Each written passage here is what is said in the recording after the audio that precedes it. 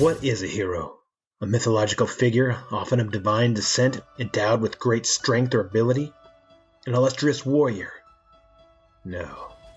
It's a person admired for achievements and noble qualities, one who shows great courage. Welcome to the What's a Hero podcast, where we dive deep into what a hero is and what makes them that hero.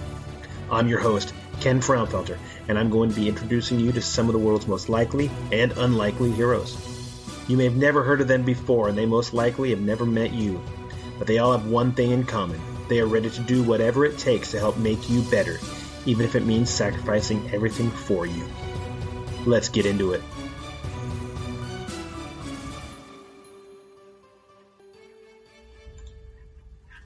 This is episode 71 of the What's a Hero podcast with me, Ken Fraunfelter. At the start of the 1800s, a new weapon appeared on the battlefields of Europe. It was the brainchild of an English officer who had spent 30 years perfecting it.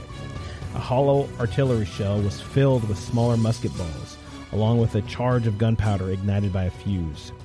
The shell could be launched long distance at the enemy's lines. When it exploded in midair, it spread a deadly carpet of metal shards over a wide area. The inventor of the shell devoted all his free time to perfecting it, pouring his life savings into the project. The British Army finally adopted the shell in 1803 and first used it in the Napoleonic Wars. It proved frighteningly lethal on massive troops, and so terrified French soldiers that they believed the British had poisoned their cannonballs. Sir George Wood, commander of the British artillery, credited the new shell with playing a critical role in the defeat of the Napoleon and the Battle of Waterloo. On this simple circumstance hinged entirely the turn of the battle, which is what he later wrote in a letter to the shell's inventor. Artillery became infinitely more terrifying, and the name of the officer who invented the shell became known around the world. Mr. Henry Shrapnel. Now, shrapnel's shells were the bombs bursting in midair that Francis Scott Key saw during the bombardment of Fort McHenry in the War of 1812. And Napoleon ordered unexploded British shells disassembled so he could fathom their secrets, but he never managed to duplicate any of them.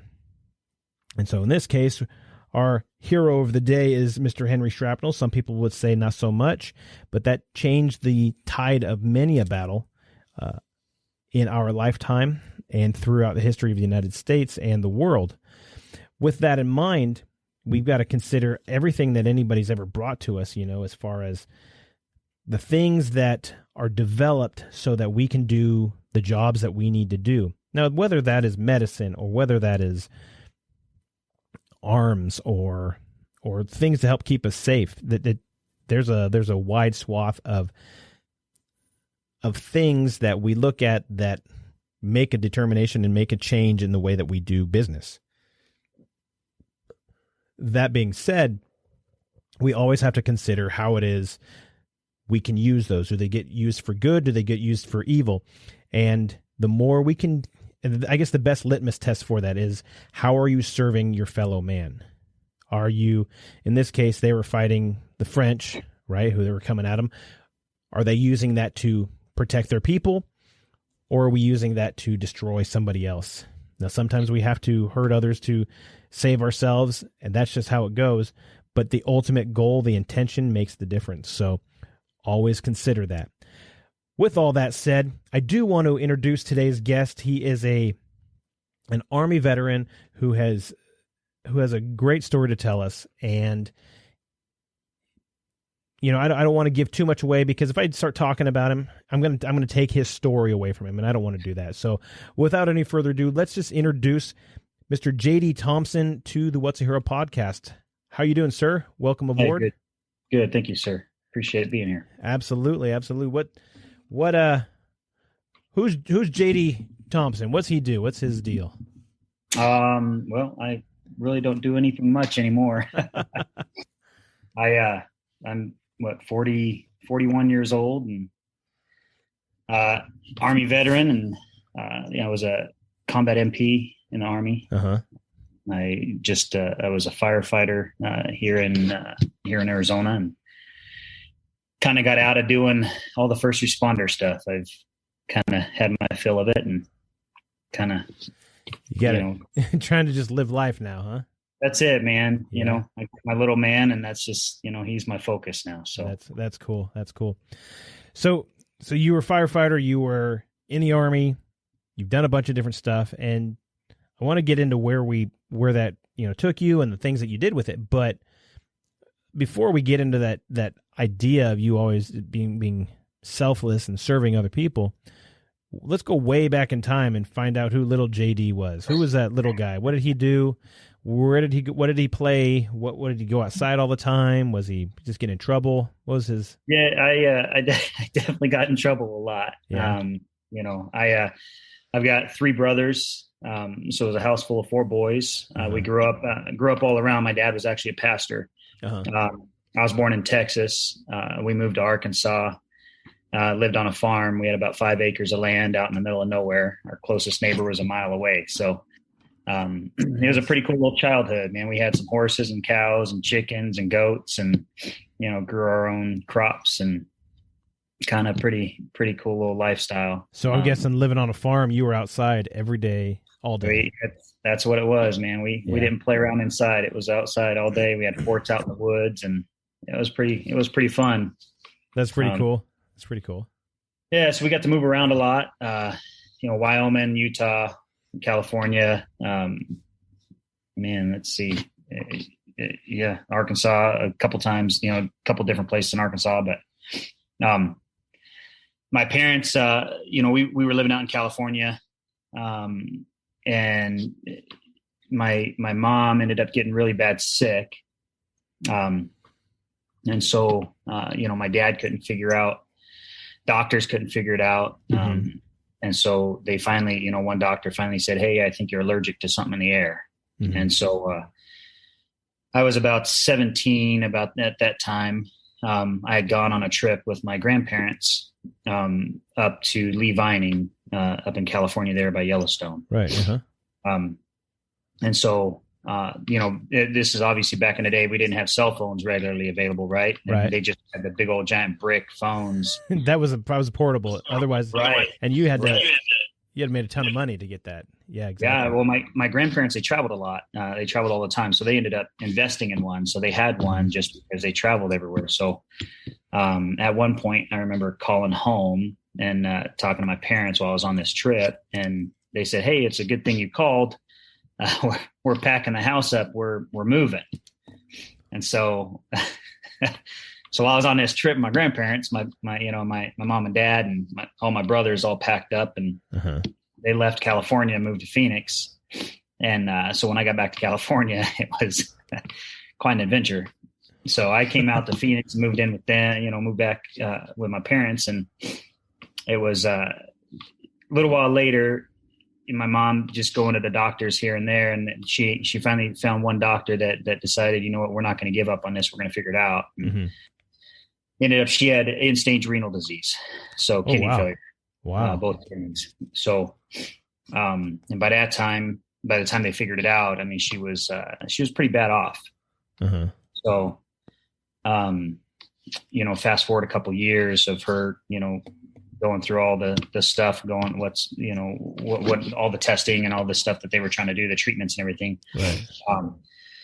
She ended up going on dialysis, and it was a couple times a week, for a little while. I don't remember the time frame, an hour or two a week, or every time she went in. So it was a couple hours a week she's going into, and she got put on the transplant list. And I remember her calling me one day and, saying that they wanted to do a kidney transplant.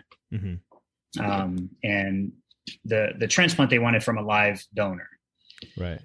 And so she was on the transplant list, and the transplant list at that point was about 3 years long. So, she was going to dialysis with one gentleman. Him and his wife would come in there every time my mom was there. And that gentleman he was on the transplant list for a while, and he ended up passing away waiting for a transplant.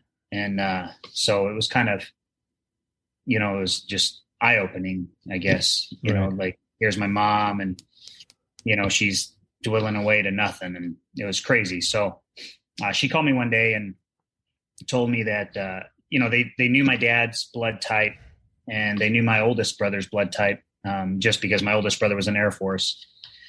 And so my mom had called me, and we were talking, and she said, she found out like her blood type. And then, she said, my dad and my brother, were both not matches. She couldn't take their blood type.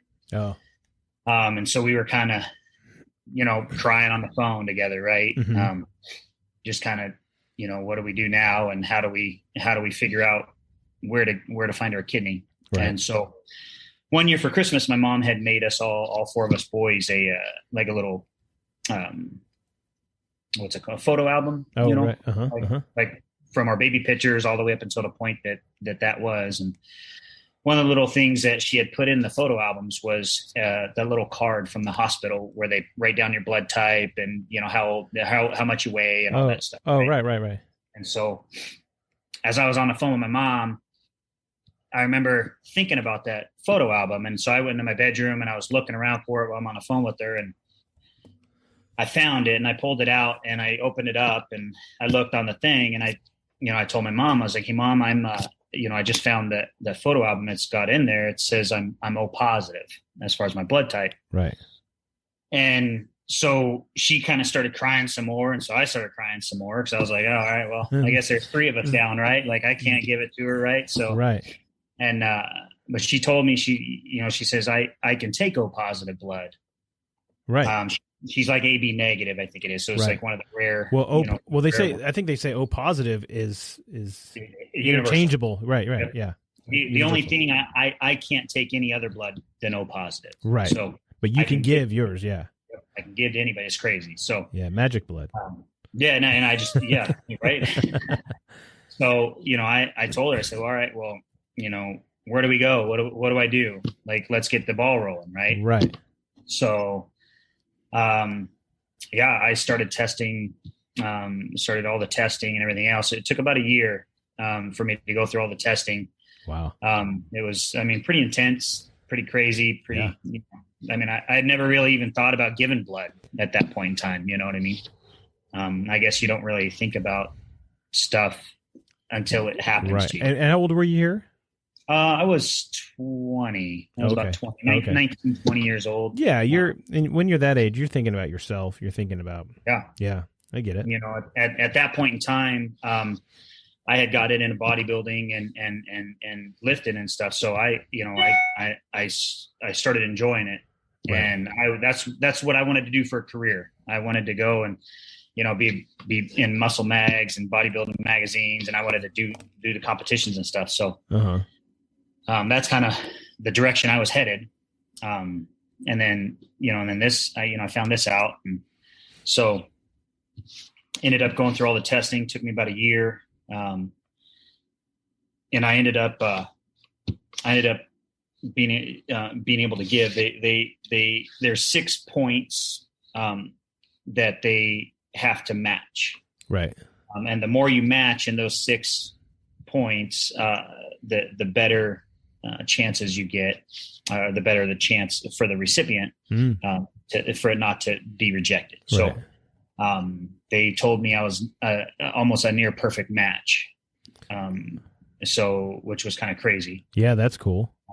And at that point in time, they had two different styles. I could do a laparoscopy, which was brand new. They make a couple little incisions and go in, or they do open, which they cut you basically from your sternum all the way around to your spine, take a couple ribs out, and then go in that way. Pretty invasive. So, right. So the recovery time, they explained everything to me. The recovery time for the open was, quite a long time. And the laparoscopy was only supposed to be, 3 to 6 months. And so I was like, yeah, let's do that one. Right. Right. So ended up doing that, donated a kidney to my mom. And July 26th, I think it was, 2001. So, June 26th, 2001. Okay. And so, we celebrate her anniversary every year. She's doing amazing. She's still with us, huh? With us, man. It's, the doctors, her, they say her one kidney's better than most people's two. So, wow, that's pretty cool. It's, it's pretty crazy. Did you attribute that to a bodybuilder? No. The bodybuilder. So you say, so your mom's like all buff now and stuff? She deadlift more than me. I bet. It's pretty crazy. You don't think about things. The state of Arizona, like, I guess for organ donors or whatever the case is, they have a little ceremony, and give you a little medal and, right. Just, hey, you're a hero. You saved somebody's life. And I never looked at it that way, man. It's my mom. Yeah, right? Exactly. Going through it, people are always like, oh my gosh, it's so amazing. That's, you're doing this. And I'm like, listen, if my mom needed $20, I'd give her $20. Right. I mean, that's just what it is. That's just the way I look at it. I mean, to me, there's no question about it. It's my mom. If she needs another one, I got another one sitting right here and I'll give it to her. Right? Well, I guess the question is, where'd you get the kidney in the first place? You're right. You're right. I just, she lent it to me for a little bit. That's right. You gave it back. I just gave it back to her. She's a little Indian giver, right? That's right. So that's cool. That's cool, man. Yeah. So it was pretty crazy, So after that, I wasn't really sure kind of what I wanted to do. I started getting back into bodybuilding and then, I just kind of wasn't sure what to do with my life. And so, the military kind of came up. And so I was like, you know what, I want to go do the military thing. So had you thought about that at all during school or growing up? No, not really. Honestly, not really. I've got my grandparents were in the military. My brother was in the military. Mm-hmm. And I never really thought about the military as a career, or as a choice. Right. I guess when I was 18, I started working out and started bodybuilding and stuff. And that kind of, I got hooked. And I was like, man, this is what I want to do. I want to do this. I want to go do the competitions, cause growing up, man, I was always the little guy. I was, in fifth grade, I was followed home and beat up every day after school. Really? Yeah. So, like I was that guy, got bullied it's just what it is, man. And, that's just how it is. So, sure. I was always a little guy and I wanted to be those big dudes that nobody messed with. Right. So, man, I started bodybuilding, started working out and I just got hooked, man. And I just, the more you work out and pretty soon, and you look in the mirror and you see yourself, everybody has this image of themselves. Right. Right. And it doesn't matter, man. It doesn't matter if you're the, most beautiful person in the world or you're what some people might call the most ugly person. It don't matter. You have an image of yourself. Yeah. And that image of myself, I still saw myself, that little beanpole kid, that got beat up every day after school. Right. Right. And so, it's crazy because you start walking in the gym and, you get down to start working out and, now you got these big dudes that, that you consider a big dude. And they're looking at you going, hey man, can you spot me on this, on this bench press? Right. Like, why is there nobody else available? Like, wait, exactly. Yeah. I'm looking around like, wait, you talking to me? Like, wait, who are you talking to? So then you start feeling good about yourself, man, and you get that confidence and stuff. And I think that's what it gave me was that confidence that I needed. And then going through the, doing the kidney transplant and, that set me back a while, which it's all good. A week after I got out of the hospital, I started racing motorcycles, back when I was about 18 too. And, week after I got out of the hospital, some buddies of mine came over and was like, hey man, we're going to go for a ride. And I was like, all right, I'm feeling pretty all right. So I hopped on my motorcycle, man, went out riding and ended up, this kid turned in front of me and I hit him head on, split open my stomach, my stitches, everything. And I was like, oh, this kind of sucks. So then my buddies got me home and everything. I went upstairs and I fell asleep. So I was tired. Yeah. So then my mom found out, my doctor found out. And oh yeah, you probably got the earful then, didn't you? I was more worried about my mom finding out than I was the doctor. Yeah, I bet. So, but yeah, so I get through all that, and I want to go join the military. So really quick, when you were you said you got set back a little bit with the kidney surgery and all that stuff like that. It took what would they say 3 months, 6 months? They said 3 to 6 months, and it took 6 months, a little bit longer. And so was that like you were like really working out before that and everything else? So did you kind of get a reset at that point? I mean, obviously you lost a lot of growth and a lot of gains or whatever. Right. But were you able to kind of, okay, this is blank slate now. I'm able to totally go back into it and do well at this point? I did. Yeah. I got back into it. I got back into it pretty hardcore. And once you've had that and once you've been there, it's pretty easy to get back. Your muscles, your body remembers things, right? Muscle memory. I mean, they talk about that all the time, whether it's, your training or whatever the case is, your body and your muscles remember things. Right. So, especially at 20 years old, your body's prime for fixing itself. Yeah. Yeah. So, I mean, I got back into it. I got going again with it pretty well and ended up getting engaged. And, she was like, "Hey, you're working out so much." So I took a day off a week, right, to spend with her. And then she's like, "You're still working out too much." Right. So then I took 2 days off, and then pretty soon, you're taking all the days off because, right. Right. And it's like, oh, okay, hold on. I got to, rethink all this stuff. So, that didn't last. So I got back into the gym and, but then it was, at that point it was like, man, I need to do something. I got a job and you make money and yeah. So I started thinking about the military. So I went down and talked to a recruiter. The recruiter told me, you won't have, like, you can't be in the military because you only have one kidney.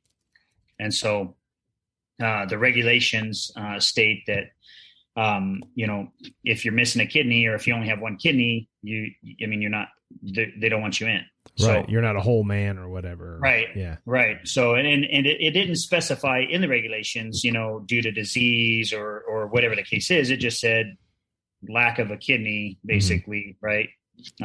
So at that point, so I think, I don't remember which branch I went to first. But then I went to I walked out of his office and went right into the next office. Right. Right. And, they kind of told me the same thing. So I walked out of that office, went across the hall to the next office. Right. So every branch of the military was right there, the old recruiter stations where they're all right. They're all in the together. same office. Yeah. Yep. Yeah. So, and they all told me the same thing. And so I don't like being told no. Right. And so I'm like, all right, well, I'll figure this out and I'm going to show you guys. So I did some research and called around. At that point in time, my parents had moved to California, back to California. They moved to Northern California this time. Mm-hmm. And so I ended up getting a hold of a recruiter out there up in Northern California. And he told me, he's like, "Hey, man, like, I don't know if we can make this happen, but, I'm down to try." He's willing to look at it. He needs numbers because it's a lot different there than his Phoenix or whatever. Sure. So I was like, all right, man. So I packed everything up and moved out to Northern California with my parents. And, I saw this guy and talked to him. I mean, we were doing everything every day. He'd give me another assignment. "Hey, man, I need you to do this and this and this and get this stuff." And I'd get it and I'd do it. And it took us about 4 years. Wow. Banging doors and getting doors shut in our faces, letters sent back and everything else. But we finally, worked our way up to the Surgeon General and got the waiver signed for me to get in. Wow. After 4 years after first having gone and talked to somebody and then, geez. Yeah. So what is this, mid 2000s at this point? Yep. At that point it was 2004. I think it was right around 2004. Wow. So, what were you doing during this whole time? I was doing electrical work. Oh, okay. So so I just I was out in California. My brother, I had done electrical work here in Phoenix, and then when I went out there, my brother was working for an electrical company, and so I went and just got on with them, and because I had previous experience, so just started roping houses, man, and all the new builds and. Started doing electrical work out there while I was, trying to do all this. So, did you think about doing electrical work in the Army, or were you thinking, I want to do something? No, I really wasn't sure kind of what I wanted to do in the Army. I just wanted to get in. Right. And then I I was like, you know what, I think it'd be kind of cool to, be an MP, combat MP. They do a lot of cool stuff. Looking back on it, I kind of wish I would have went to go and get in the Blackhawks, right? Like, right. The crew chiefs, the door gunner, and the Blackhawk. Man, that was, in Iraq, and we got to fly around a little bit. That was super fun. I was like, man, I would have definitely been down with this. Right. But instead, you decided to. So man, you get in the Army finally after 4 years. They accept you. Yeah, and no issues, right? Once you got in physically. No issues. Went through basic, went through OIT, and they shipped me right out to Iraq, man. So, what was your? You said you were an MP, right? Yeah, combat MP. So you get out there, and I mean they had us doing all kinds of stuff. I was on the commander's PSD, so we rolled out wherever he wanted to go, and he was pretty gung ho with things, and people would be like, hey man, we need help doing this or doing that or whatever, right. And we were all about it. So, I mean, it was fun, I had a good time over there, and, you get that wake up call, you get over there and you don't realize, they say you have that moment of like, I'm here. Right. Right. Yeah. So you get in country and, you're like, yeah, sure. I'm here. But then, you do your stuff and then you have that moment where you're like, oh yeah, it's real. Right. Oh yeah.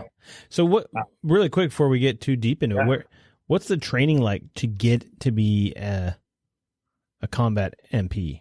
I mean, I suppose as opposed to a regular MP.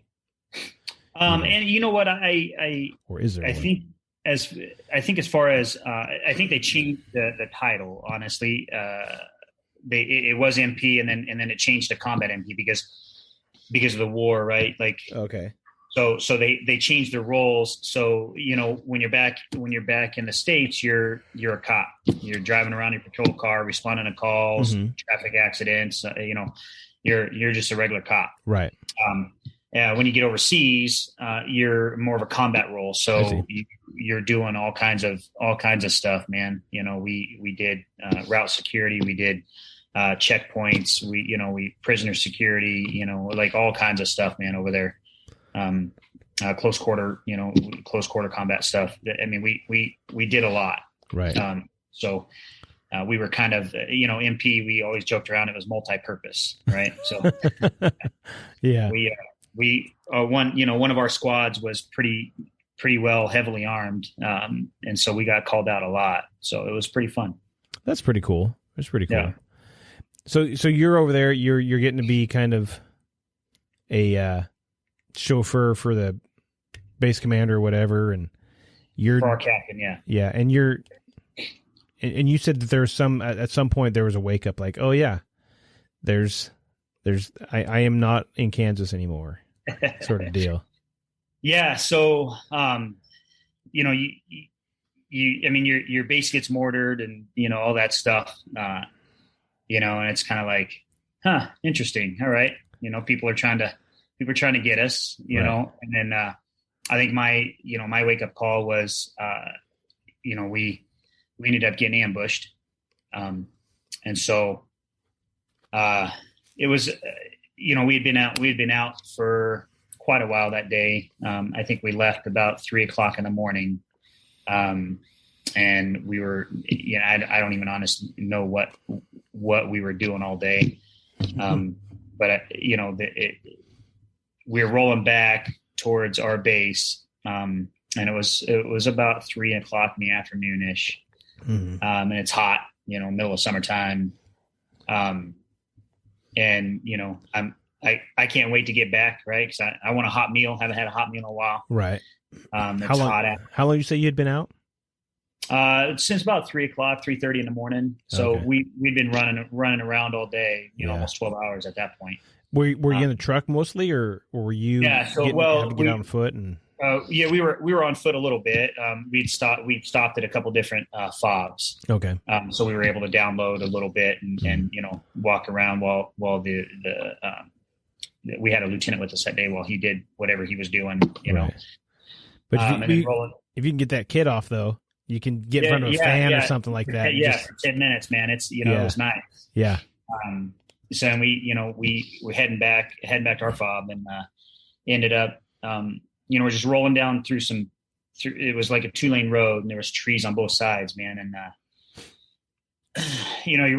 you're hot, you're tired, and looking back on it, you're like, man, I saw all the signs. Oh yeah. All the signs, you something's going to happen.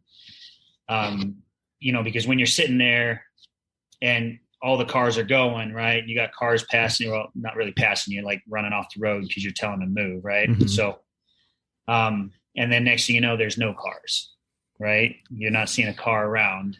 And right. So, but at that point, you're hot, you're tired, you're getting a little, you're just not paying attention. Right. Mm-hmm. Mm-hmm. And so, we cleared the trees, and about the time we cleared the trees, we heard that gunshot, the single gunshot, man. And about the time I yelled down to my sergeant, that I heard a gunshot, it was seconds, right? Seconds later, the first blast hit. And then after that, man, it was just all hell broke loose. So was that first shot sniper in the distance? I honestly, I couldn't tell you, man. I don't know. I don't know if it may be a sniper, or if it was just kind of like, like, hey, they're here. Just the first right? shot. Yeah. Right. Like, hey, whenever they pass this point, I'm going to shoot a shot. That way everybody knows that they're here and they're coming. Okay. So you heard the rifle report, not necessarily it hitting the armor or something like that on your. Yeah. Yep. I heard an actual shot. Mm-hmm. And then right after that, it was just, the explosion, and then it's on. And it was on, man. We were getting hit with small arms fire. We got some RPG shot at us. I watched a few of them get shot at me. Yeah. There was, some mortar rounds coming in. It was. How long was it? It's hard to say, man, honestly. Yeah. To me, it lasted a while. Sure. You're in it, and to me, it lasted a while. As I recall, so I know we kind of talked the other day about, you put all these people, everybody goes through the same thing, and everybody takes something else out of it. Right. Yeah. I was a lead gunner, and to me, it was about 2 miles. And I say that, but I obviously didn't have a thing in front of me, counting the right. Yeah. Stopwatch or anything. Yeah. But when it happened, man, it was crazy, it was, it was almost like, I guess, like TV, mm-hmm. like slow motion just happens. And then like all these things start flooding in real quick. Right. Like, and obviously that stuff happens in a split second, but you feel like it's forever. Right. And then it just kind of comes back to, and you kind of go and try and do what you got to do to make it out and make it through and survive it. So, we get through it. It took us, I think, about 45 minutes after that to get back to our fob. And so we get back, we roll in the gate, we get download, and we get taken into the talk, and they want to debrief. So we had no comms throughout that whole incident. We had no comms with anybody but our squad, right? So right. We had a BFT, and the talk was actually able to watch. From what I understand, and from what I've been told, the talk was able to watch everything happen. Oh, really? Wow. On the BFT. So those for people listening, the talk is a tactical operations command. So right. It's basically headquarters. Right. I'm doing air quotes, but that's the idea. And so so when you say you don't have comms, you're talking, you don't have any way to call back for reinforcements or right. to get an airstrike going. You right. have nothing except for the other guys to be able to hear in their ears because there's so much gunfire going on around them. Right. Right. So everything, the only communications we had was with our trucks that were with us. Right. We rolled four deep, right? So you have your front security, your left security, your right security, and rear security. Right. And so the only communications we had was between the trucks. And so, yeah, we couldn't call out. We couldn't get any kind of anybody to help us or anything. Wow. When we got back and we downloaded, we went into debrief. In debrief, that's when we found out that they had intel. They knew it was coming. They apparently couldn't get a hold of us to tell us it was coming. So, then we went blindly into this kind of thing. So it was kind of, yeah, I guess there's that question where it's, what did you know and when did you know it? Right. Yeah. And how far ahead did they know that this was possible? Yeah. And I have no clue. And I don't even know, honestly, I don't even know if they knew that it was going to happen to us, obviously. Right. Right. But they had intel that something was going to happen. Mm-hmm. Apparently something happened earlier that day.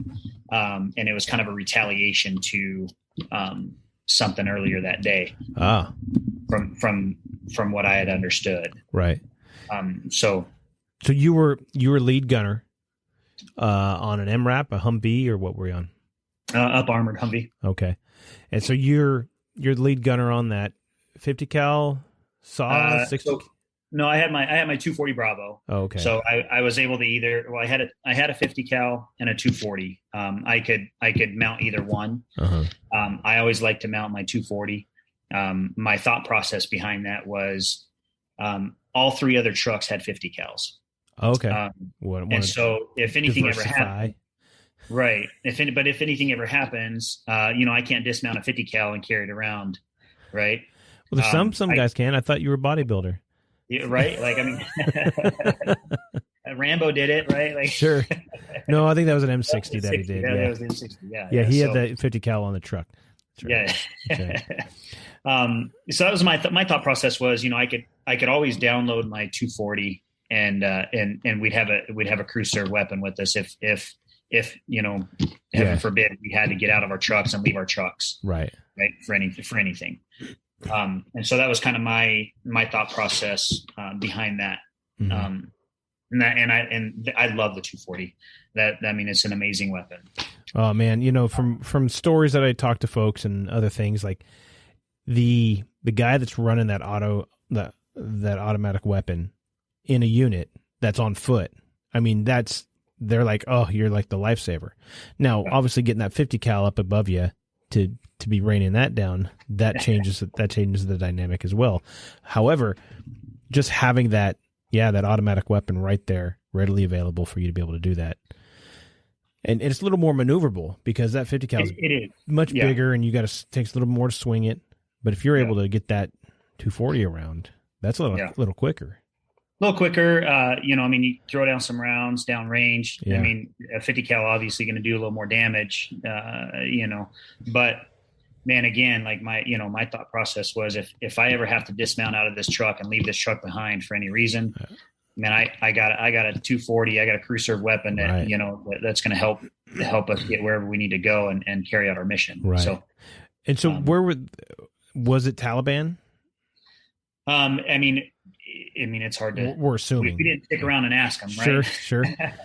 And they were just embedded in the trees.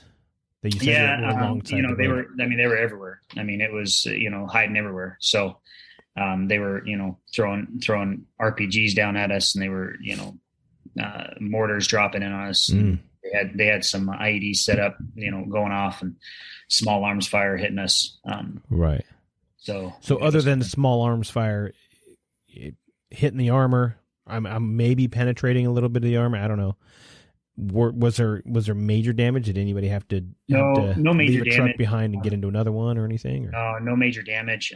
At one point, I remember a blast hitting, and then it went dark. And then I remember like kind of coming back to and kind of looking around, my head just ringing, just buzzing, just kind of fuzzy. And stuff was still going on. So, it was just kind of one of those, like, All right. So you woke back up. You woke back up, and you knew exactly where you were. You had no questions. Like, oh yeah, we were doing this. Yeah. Well, it was kind of just fuzzy. I Yeah. mean, I didn't like, you're looking around, like kind of taking that second, like what's going on. And then it kind of comes back to like, oh, all right. Like, this is what we're doing. That's right. Yeah. Like, jeez, like getting conked in the head pretty good. Do you know how long you were out? I don't. There's no way anybody can tell you either, because they were busy paying attention to their own thing. Yeah. We had the medic in our ride, and then my sergeant, and then our driver. So right. And it was it's chaos, right? I mean, you're getting hit from every direction. Mm-hmm. You don't really know where it's coming from, and you're trying to pinpoint it and trying to lay down fire as much as you can, but right. I mean, you have no clue what's up. Right. You're just trying to get out. And so, you get back to the 45-minute drive back, right? Right. And by this time, you're like, you're looking at every person on the road, and you just want to start plowing people over. Right. I mean, that's just what it is. So right? that had to be like the longest 45-minute drive ever. It was kind of surreal that you were just in that. Yeah. And now you're not, and you're just driving, and you're trying to think about everything you did, everything you could have done. Like, oh man, even at that point, I wasn't thinking about any of that. I was thinking like, who else is trying to kill me? Right. Yeah. Like all these people around, like, you see people walking along on the sidewalks there, or on the streets and the cars, and you're just like, hey, get out of my way. Like, right. I don't trust you, because you're probably people are trying to kill me just now or whatever. Yeah, exactly. Yeah. And so, you get back, they download you, they take you in the talk to debrief. And, we started with the rear truck for the debrief, and the lieutenant that was with us was in the rear truck. And, you start hearing the sergeant, hey, this is kind of what we saw, and, kind of what we did. And our gunner got down and shut the hatch. And so, and this is obviously, I'm in the lead truck. I don't know what's going on behind me. Right. Right. This is my area. I have a job to do, and that's what I'm going to do. Right. So this is the first time I'm hearing any of this stuff. And so, it's like, all right. Right. Like, you get a little mad, a little angry, a little pissed off, right? Like, dude is supposed to have your back, gets down and shuts the hatch. So, you go to the next truck, the third truck in, right? And, hey, this is what we did. This is what we saw. And our gunner got down and shut the hatch. Right. And then, so it's like, all right. So then, you get to the second truck, the one right behind you. So were all of you guys, everybody that was in that convoy, were they all in that debrief? Yeah. So does everybody's eyes go over to this dude? And everybody knows who everybody is. Right. Everybody's like looking, right? Right. So then you get to the second truck, the one right behind me, and they're like, oh yeah, hey, this is what we saw, this is what we did, and our gunner got down and shut the hatch. And so I was like, wait, hold on a second. So wait, I got three trucks behind me, and two so far have shut the hatch and hunkered down. Three. There's all three now. All three of them. All three of them. Those are all the 50 cals. Yeah. Those are awesome. Okay. So then, then it's me, right? And then my sergeant's like, well, here's what we did. Here's what we saw. And my gunner stayed up and did their job. Right. Right. And so it was kind of I think for me, and again, everybody takes away from experiences different things. And I'm sure every single person that was in that convoy that day has taken away something different than me. But for me, that was kind of a turning point. Right. And it was I think it was a wake up call to me to like my trust in anybody really, just went out the window. I guess it felt like to me, people that are supposed to have my back, people that are supposed to be there to protect me while I'm protecting them. Right. Right. Left me high and dry, like, hey, peace, I'm out. Right. They, from what I understand, from talking to a couple of them after the debrief and everything, the lieutenant was curled up in a ball in the back seat crying. Oh, perfect. Yeah. So, and he got a Bronze Star.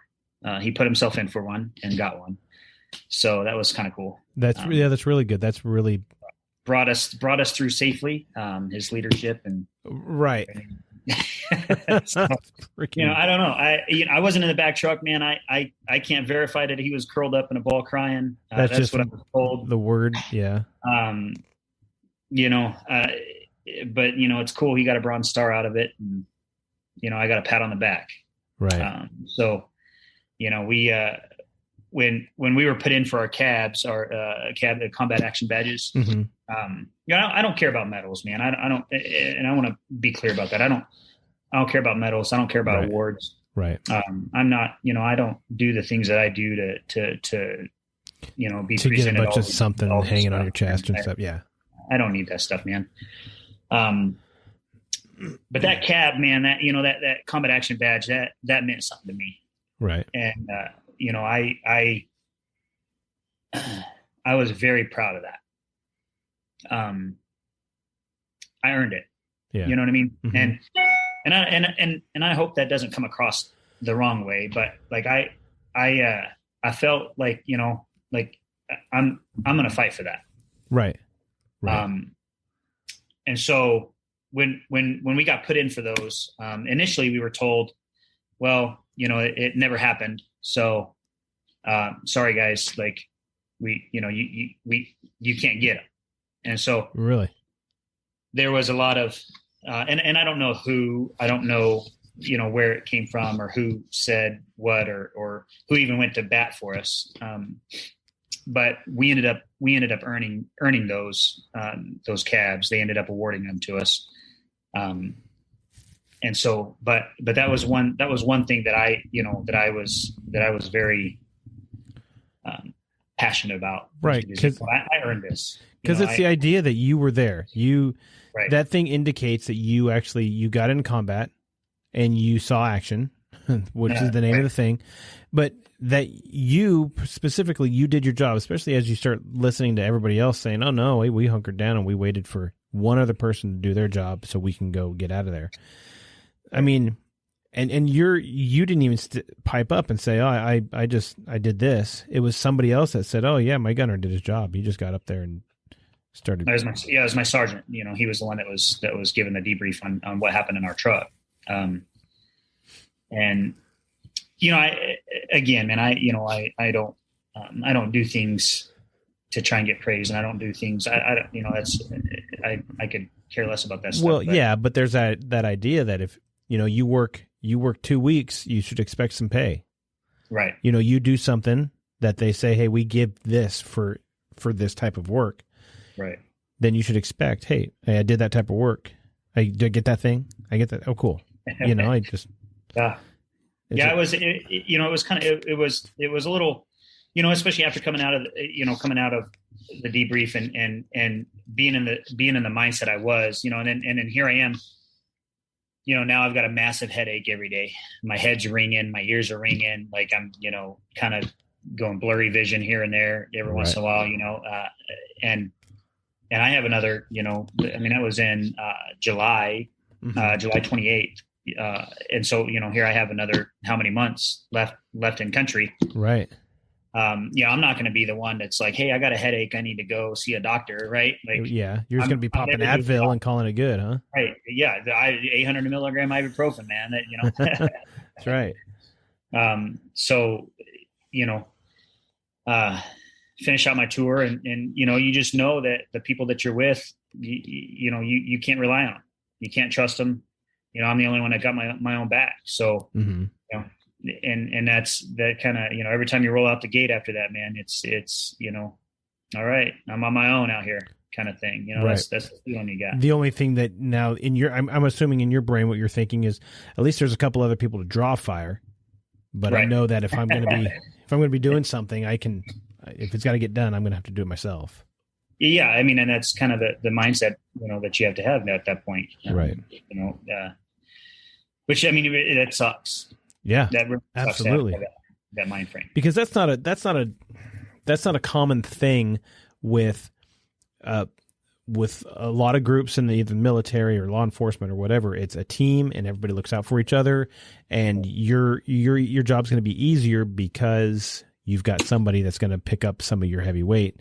Right. And so you don't have to sweat it so much. Unfortunately, that was not the unit you were in. I'm guessing. Yeah, well, yeah, those people that day. At least those sure. those folks that day. Right. But I guess the unit in general, good bunch of dudes. Huh? Yeah, I mean, I enjoyed them. I made some good friends out of it, and don't know where they're at today, but but I'm sure they're doing great. So yeah. So you're sitting there going out on various, having to go out on the road and go out the wire and do all these things, but you're getting to that point where you're realizing that, if something goes down, I'm going to be my own backup at this point. In my head, that's exactly what was going on. We just came through all this, and, I found out that the people that are supposed to be covering my back ain't got my back. Right.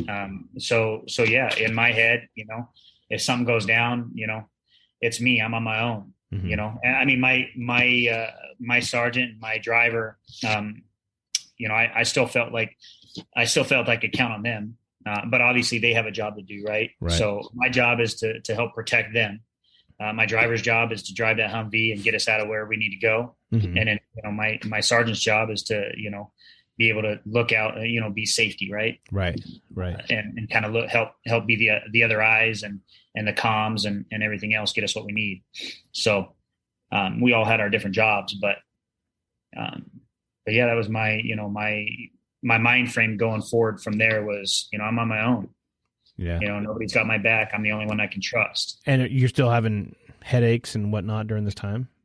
Oh yeah. Yep. Yeah. Yeah. I mean, it was bad, man.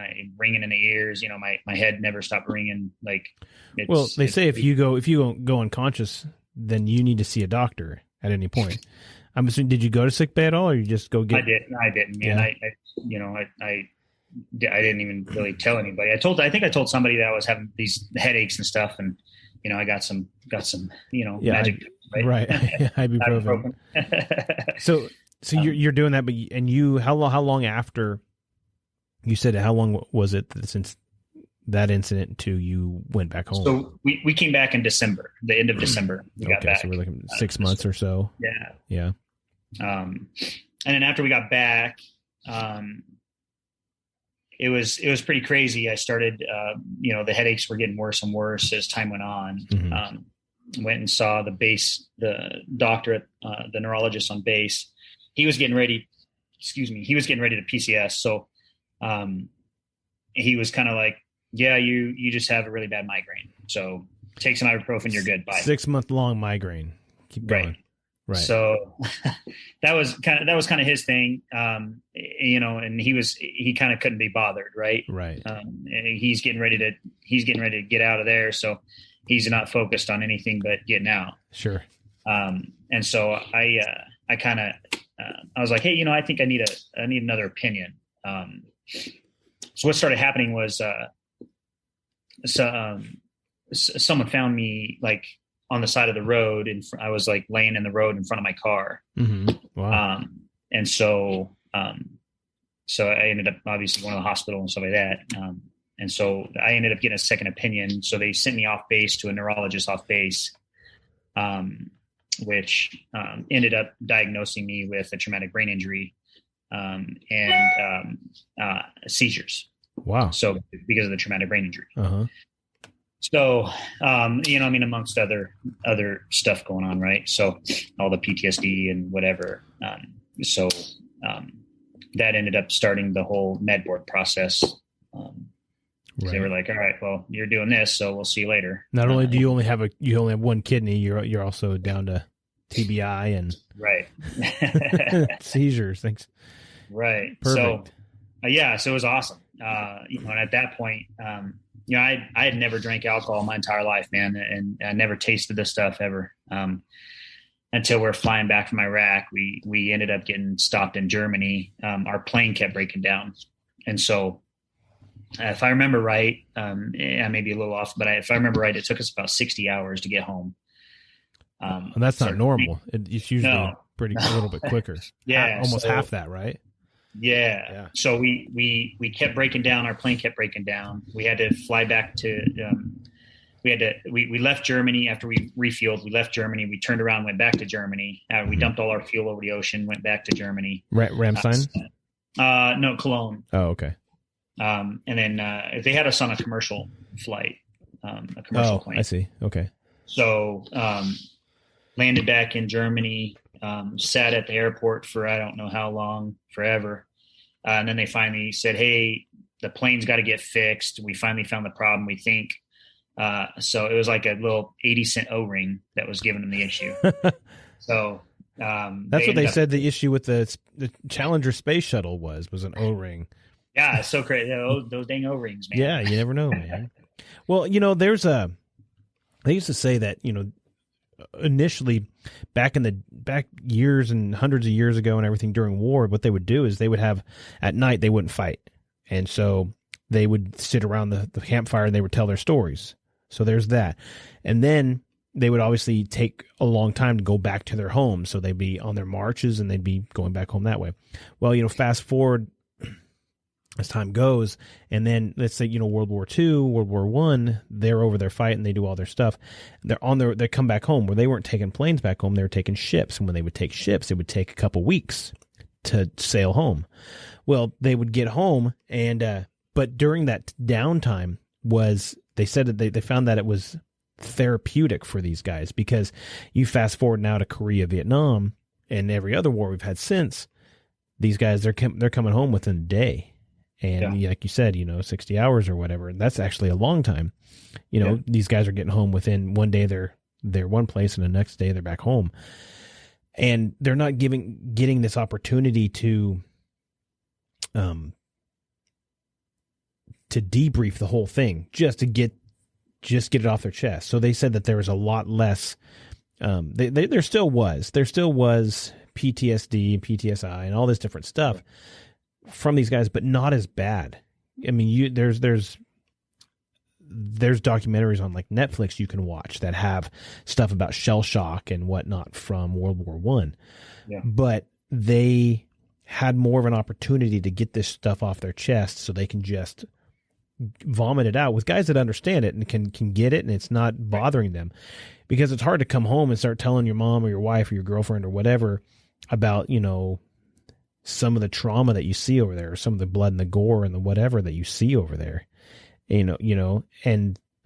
but just having that 60 hours is better than what you would have had otherwise. But still, nevertheless, it's not 2 weeks that you can. Yeah.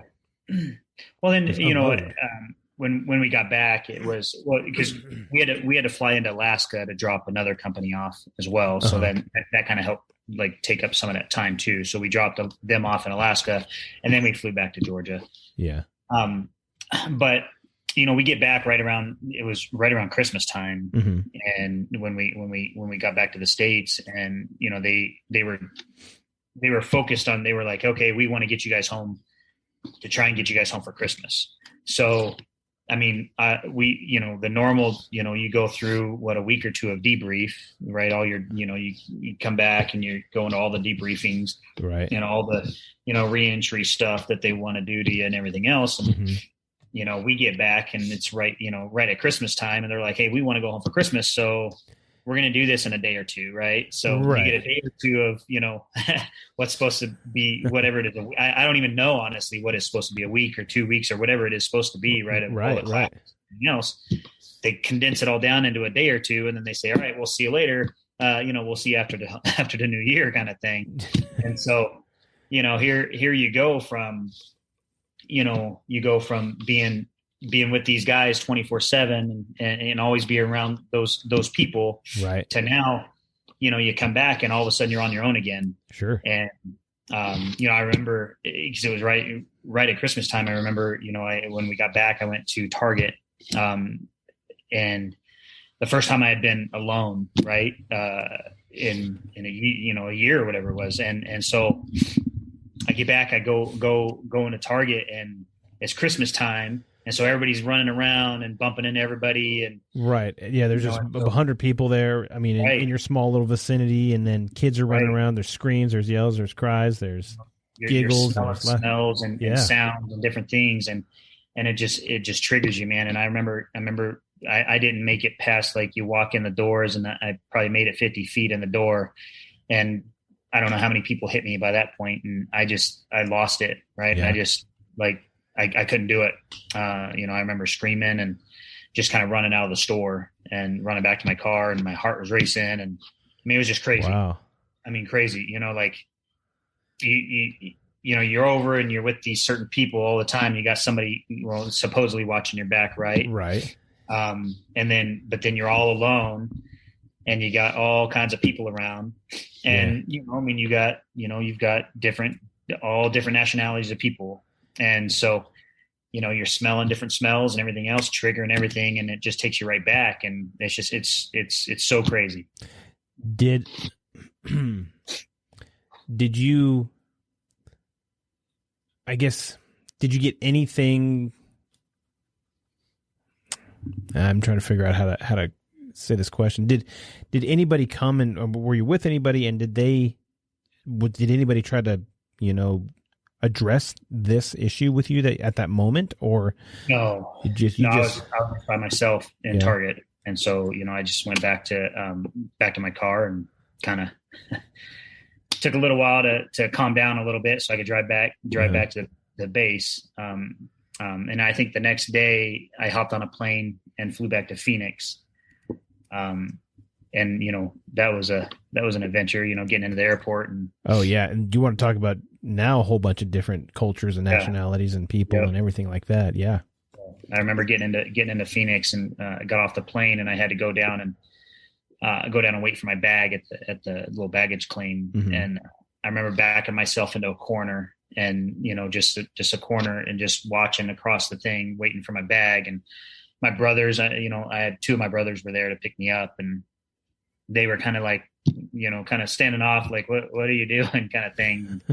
I remember this guy walked up to me, because I was in uniform, and this guy walked up to me, and he's like, hey, thank you for your service. And he started talking to me, and he I don't think he caught the clues that I wasn't really interested in talking at that moment. Right. And I was trying to be nice to him. And then he starts talking about, the war, and about how the war should be fought and what we should be doing. Cause he's seen on the news this, and he watched the news that. Right. And I was like, oh man, like, listen, man, like, you can watch the news all you want. The news, and they don't tell you what's going on. They show you what they want to show you, or what they're told to show you, or whatever. Yeah. I agree. And he's, he's trying to tell me how the war should be fought by watching the news. And then there was another gentleman that came up, and, was like, hey man, like, what's up? Thank you for your service, kind of thing. And then these two guys started debating stuff right in front of me. Because, the one guy's saying the war should be fought like this because I watched the news. And this guy's like, well, you don't know anything because the news is, whatever. And then I think that this other guy's wife kind of was watching me. Like, I was like, man, like, listen, I'm in this corner. Take it somewhere else, please. Yeah. I'm in this corner. I'm in this corner for a reason, right? Like, So the lady come over, and she said, I'm so sorry. And she, moved them along, kind of thing. And right. And my bag, by that time, my bag had come out. And so I grabbed it. And I was pretty much running out there, man. I didn't know where I was going, but I was heading to a car somewhere. So, right. What year was this? What year was this? That was 2000. It was 2006, the end of 2006. Okay. Yeah. So you did that. You get home, Christmas in Phoenix. Obviously, It's not a winter wonderland there, but I mean, it's not snowy and trees and all this different stuff like you see in movies. I ended up going from the airport in Phoenix. I ended up driving straight to San Diego. Wow. Apparently, I guess my family had a big family reunion that year, and so my brother's like, oh man, you're coming back. There's this thing going on. We're gonna pick you up, and we're gonna drive over there.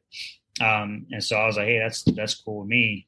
So they picked me up at the airport, and we drove straight to San Diego. And you get along great with your brothers, I'm guessing? I do, man.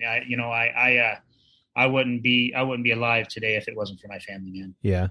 And so how, I was just talking about that therapeutic side of, traveling with people that you can really unload with. Do you have the relationship with them, and were you able to kind of unload with them? No, some of this stuff. I have the relationship with them. Yes. I wasn't able to unload with them. No. Yeah. Because you're just not ready. You're not at that point. Yeah. Back then. They know a little bit, they know a little bit of stuff. My little brother, at one point thought it was pretty funny to, drive right on the shoulder of the road and, right next to semi trucks and, different things. Cause he thought it was funny watching me jump around the car and squirm and, Oh, really? It's going to blow up. And so you're smacking him back of the head, you're knocking off jackass right? and stuff. Yeah. Yeah. So he I love him to death, man. But, sometimes, but, but overall though, you were talking about you didn't have anybody before that you can rely. So now you had these guys that were with you. Oh yeah. So, did that relieve a little bit? Yeah, I still had my trust issues. My brothers are my brothers and I love them to death and they're my family and man, they were there to support me. At that point in time, I still didn't trust. Right. Mm-hmm. So, and I knew my family supported me and would support me, however they could. But I felt like a burden, you know what I mean? You feel like a burden to them. You feel like, you're, I don't know, you're a monster. You're not worthy. You've got all this stuff going on inside you. Right. Right. I went to, a buddy of mine had been in the military before and he was, already hooked up with the VA. And mm-hmm. so he told me, he's like, hey man, you need to go down and get hooked up with sign up with a VA and go to therapy and do all this stuff. So I was like, all right. So I went down there, got signed up and everything. And, I got into, one of my appointments and the doctor was just a piece of work. Really? And so I had some anger issues, obviously coming back, sure. Yeah. And so me and the doctor kind of got into it a little bit and I walked out before I did anything. Right. And mm-hmm. then, they have the patient advocates. Right. So, I remember going there one time with my buddy and he had gone to the patient advocate. So I was like, all right, I need to go to the patient advocate. And so I went over to the patient advocate and they were like, oh, well, you're with the OEF program. So you need to be in this other area. So go upstairs to this other area. So I was like, okay. And at this point I'm already boiling. So I'm like, okay, sure. Now you're going to send me to someone else. Right. Right. So went upstairs, I'm banging on all these doors in this hallway and nobody's answering any doors. I turn around, I hear this lady's voice, hey sir, can I help you? And I turn around and here's this lady standing in the hallway and man, I just unloaded on her, and she got an earful of everything that I had to say. And, she just kind of took it in strides and says, all right, why don't you step into my office here and let's see what we can do for you. And so, man, from that moment on, her name was Debbie Dominic, man. And, uh-huh. she was, that was the first person I trusted, after I came back from Iraq. Man, she proved to me, she proved it, right? Really? She said, this is what I'm going to do. And she did it. And to me, that was huge. That is cool. It's not just saying you're going to do something, but proving that you're going to do it. You actually followed through and you actually did it. Right. And, I got, I say my brothers, I wouldn't be alive today if it wasn't for them. Mm-hmm. And this lady was vital in that. I ended up, because of the migraines and everything else that were going on, the VA, they used to just give you all kinds of stuff, right? Here's some pills, go away, leave us alone. Right. And so, I ended up getting Vicodin and Percocet, and stuff like that. It was just, that's just what it was. Mm-hmm. And so, I coming back from Iraq, I started drinking really heavy and I just drinking all the time. Oh, you wow. forget, man, you use the bottle, you use that stuff to forget everything. Right. Right. And you wake back up and sober up and it's all still there. And then you try it again. Well, I started taking pills on top of it. And so I was popping some Vicodin, some Percocets, drinking, Right. I just wanted it all to go away, man. And so one day I was having a pretty rough day. I went down to the VA. I had an appointment down there. I went to my appointment. After the appointment, I went up to see if Debbie was there. I really needed to talk to her, and she wasn't there. So I wrote her a note and I left it on her desk. Mm-hmm. And it was just, hey, I really need to talk. Can you call me? Right. So I went home. I didn't hear from her that day. So that night, I popped 5 or 6 Vicodin and Percocets, and I went out drinking. My little brother ended up finding me literally in a gutter outside of a bar. I had blood all over me. It wasn't my blood. Don't know where it came from. Wow. He got me home, got me in bed. The next morning, I remember my phone ringing, and bits and pieces of the conversation. I remember it was Debbie. She called me, said, I got your note, but then I don't really remember a whole lot of the conversation. I remember her saying, hey, answer your front door. And I'm thinking to myself, like, what? Like, huh? You answer the front door? What do you mean? Right. And so, and at that time I was staying with my brother in his apartment. And so my bedroom, when I opened my bedroom door, I could kind of see catty corner to the front door. Oh, okay. So as I opened my bedroom door, my brother was opening the front door, and all I saw was a sea of blue. And I was like, yep, not today. And so I turned around, I shut my door, and I got bum rushed by about 6 or 7 cops.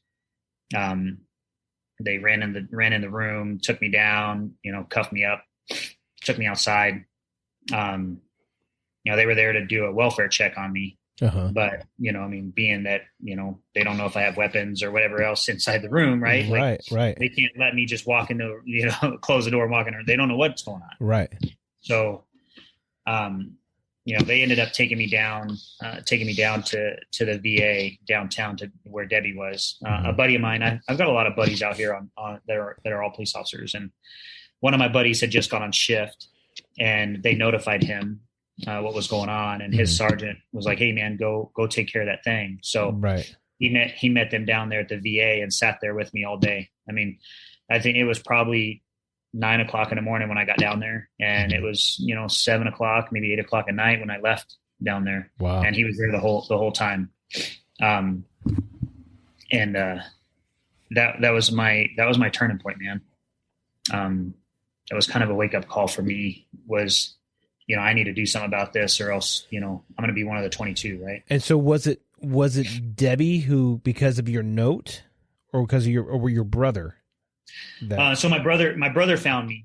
My brother was, they've always been there. They've always been like, hey man, whatever you need, we're going to be there for you, kind of thing. Mm-hmm. And then, Debbie was the one that got the note, that got the, kind of, I guess, started it all with the cops and stuff. Right. Okay. Like, had they not showed up at doing the welfare check and taking me down the right, like, I mean, my brothers would have still been there. My brothers would have still, right. But they don't know how to help, man. Right. But she was able to get the ball rolling, get a hold of the police so that they could, because obviously there was something in your note that caused her enough concern to say he needs some help. And I think there was something in the phone call. Okay. I don't know that the note caused her concern as much as when she was talking to me on the phone. Mm-hmm. I wasn't making sense. I was still, kind of half drunk, I guess. Sure. You're a little more honest when you're drunk. Yeah. Right. Yeah. And so, I think she just, and she, by that point in time, she kind of knew me well enough to kind of know, okay, something's off, something's going on. Mm-hmm. He's not talking right, whatever the case is. And so, and I don't know what I was saying. Like I said, I don't really remember a whole lot of that conversation, except for I remember her saying, check your front door. And then I remember getting rushed by cops. Jeez. And I was still in the same clothes from the night before, so I still had a bloody shirt on, and, right. Nobody knows where that came from. And yeah. Well, somebody knows. Somebody does. Somebody knows they have a crooked nose probably because of it or something. Yeah. Who knows? I don't even know. And so that, that day was kind of a wake up call for me, man. And, ever since that day, I was like, man, I can't drink anymore. Mm-hmm. I can't do this stuff. Right. then after that, I got involved with some different organizations, and started doing a public speaking thing. And when I started that was kind of rough. Trying to talk about my experiences and stuff I was going through and things like that. But it's again, kind of we talked a little bit the other day. It's therapeutic, right? Right. Like it's part of my therapy. Yeah. And as selfish as that may sound, and be like, it was for me as much as it was for anybody else. Right. It's you got to get it off your chest. You've got to get that out there. If you don't get it outside of you, it's going to stay inside of you. And it's not going to get watered. It's not going to grow. It's going to fester, and it can become, cancerous. Like what you were just saying, is that you're looking at all this stuff. It's not getting out of you. You're doing all this stuff, and then you're trying to drown it with alcohol and pills and stuff like that. And that's just more or less feeding it, because they're all depressants. But you get into this point where now you're talking, you were able to get in there, I'm guessing on a mental hold of whatever type, right? They didn't hold me. It was for that day. I was in Debbie's office. She had different people come in, getting me resources, getting me, set up with appointments and mental health and all the things. Right. Right. And I have no clue, how or why I wasn't put on a mental hold. I don't know. Grace of God, I wasn't. Yeah. Right. But it was definitely the kick in the rear I needed that day. The scare tactic or whatever. It was what I needed at that point. Scared straight at this point. Right. And so then were you able to get in and speak with Debbie on a more regular basis, and then actually get some help in that? And yeah. So I started seeing a therapist, a counselor and everything. Took a little while, man, for me to find somebody, because it was crazy, because you talk to somebody and you're like, man, you're a doctor person, right? Like you've gone through all your medical stuff, and but you've never been where I've been. You've never been to war. You don't know what it's like over there, right? So now you want me to talk about this stuff, and how are you going to help me, get through this, work through it? And I guess that was my mental state, was, here's somebody that doesn't know anything about anything, where I've been, what I've done, what I've seen, but yet they're trying to help me. They're going to diagnose you at this point. Right. I had a guest on a while back, Trevor Wilkins, and he used to be a police officer, and he became a therapist for police officers. And he's able to he does a little bit better with them, and they're able to open up because they know he's been where they are. Yeah. And it makes a big difference if you're able to have some credibility. For sure. It's huge. Where like, oh, you understand what I'm saying? Okay, so I can say whatever. And you're not going to say, well, what does that mean? How does that make you feel? Or whatever. It's just. What's the experience is it's like, running into a veteran on the streets, right? Or whatever. When I was a firefighter, and we'd go into these homes helping people out, and you have veterans, from Vietnam and World War II, and like Korea and all these things, right? Like they're suffering PTSD and they're going through stuff, and here I am, able to connect with them, right? And you're a veteran, I'm a veteran, and you start swapping war stories, and pretty soon, instead of them being all pissed off and angry wanting to fight everybody, they're laughing it out and swapping wars, and their family's sitting there going, "Well, we've never heard this. What the heck?" Right. And, it's a totally different world. Yes. Right. And it's kind of the same. It's the same thing. You go in to try and talk to somebody, a therapist, and they don't have any street cred, right? Like yeah. I don't know how many times I've been to calls, and it's somebody they're a veteran, and you're able to say, "Oh yeah, I'm a veteran too," and they're like, "Oh, they'll open up to you," where I only want to talk to that one. Yeah. We actually had a guy one time that we had to go do a welfare check on him, and he was not doing so good at all. His wife or his ex-girlfriend or whatever was worried about him wanting to commit suicide and all this different stuff. So we go and we find him, at a park, and we're going and talking with him, and myself and my partner, he's an Army vet, did a couple of tours in Afghanistan, and we get to talking with the guy, and he goes, not to me, but to my partner, he goes, I know who you are. And he's like, you do? How do you know who I am? He goes, you were sergeant one of my units back in Afghanistan. What? He had totally changed. I mean, he had obviously grown all this facial hair, and he had this long hair, and he was totally down in the dumps, not been taking care of himself. But he recognized, he understood it, and I just backed off, and I just let my partner do it. It was my call, but I just let him do it because he was able to, because there was a connection now there. But we've done that I don't know how many times where a person only wants to talk to a veteran or something like that because in their mind, that's the only person that's going to understand. Right. And maybe you do, maybe you don't understand, but at least you understand a portion of them because they're struggling, because they would assume that you would know based off of just having that common military background. So you can really get in to help people out with the more experiences you've had. You can say, I know what you're feeling. Or how do you know what I'm feeling? Well, because this happened to me, or whatever the case is.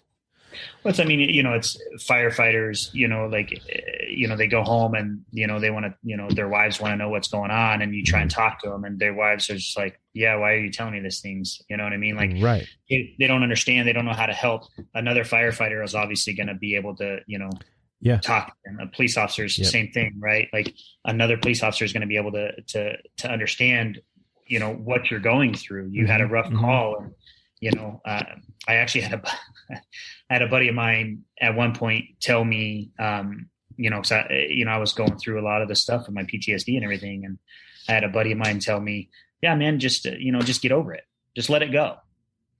And I was like, I've never thought about that, bro. Yeah, there it is. Idea. There it is. On, bro. Oh my gosh, you're so right. Should have done this a long time ago. If only I'd done this 10 years ago, bro. Man, just let it go. I couldn't believe how stupid am I? You're right. And I'm like, and just, that's just the mentality of people sometimes that don't understand. Right. And, it's what it is, and people don't know, people don't understand, and how many times, have you ever gotten, did you ever kill anybody? How many people have you shot? How many, it's like, listen, man, like, that's not something you go and ask people. Right. In Vietnam, they had, their big thing was body counts, and they wanted to know what was the attrition rate? How many were we taking compared to how many were we giving, and blah, blah, blah, blah, blah. And that's all they cared about was body count numbers for a long time. And they were determining how well the war was going based off of body count numbers. And, that obviously that is not how you wage a war. That's not how you determine whether you're winning or losing. It's objectives, not people. You don't, if you're adding people, that's one thing. If people are assets, once they start becoming, detriments or debits, that doesn't mean you're necessarily losing, but it doesn't mean that you're winning the war either. The more you're taking, so it's such a weird thing when you start saying it. So how many people have you? It's like that. How many Nazi symbols or Rising Sun symbols do you have on the side of your airplane? Yeah. It's not like that. You don't do that. Nobody does that. Nobody makes notches in their rifle stock or whatever the case is. Yeah, it's that mindset that people just don't. They don't understand. They can't understand. I would have never understood. Had I not been there. Right. It's kind of the same thing with the organ donor stuff. You don't understand what a family is going through or what somebody's going through that needs an organ or that's donated an organ or whatever the case is until it hits home. And then you're like, dang, okay. Like giving blood, that's huge. I mean, that's, how much blood did they need and how much blood, did they pull from the blood banks to do that procedure, not only for my mom, but for me, you know what I mean? Right. And until that point, I never even thought about giving blood, until that was a thing in my life. It's kind of similar. Like you don't think about things. You don't think about, hey, I'm just going to run to Walmart real quick and grab something, or want to run up to Jack in the Box or McDonald's or right. Like, you don't have that option anymore.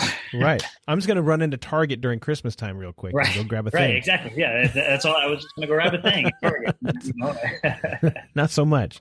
No, man, it's crazy. Yeah.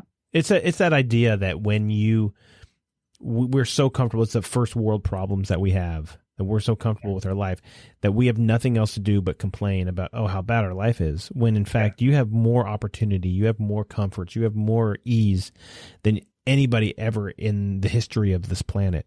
And yet we're still complaining. And the minute you get it taken away, the minute you get an opportunity to see somebody else's perspective, you go to another country and you serve those people, or you go build orphanages in those third world countries, or whatever the case is. There's that level of, I've finally done something with my life. Up until this point, I've been doing nothing, because now I see how good that I do have it, and we forget about that. It's so crazy. That's it's kind of one thing. Like when I got into the public speaking and got into, doing with the different organizations and stuff, again, it was therapy for me, but,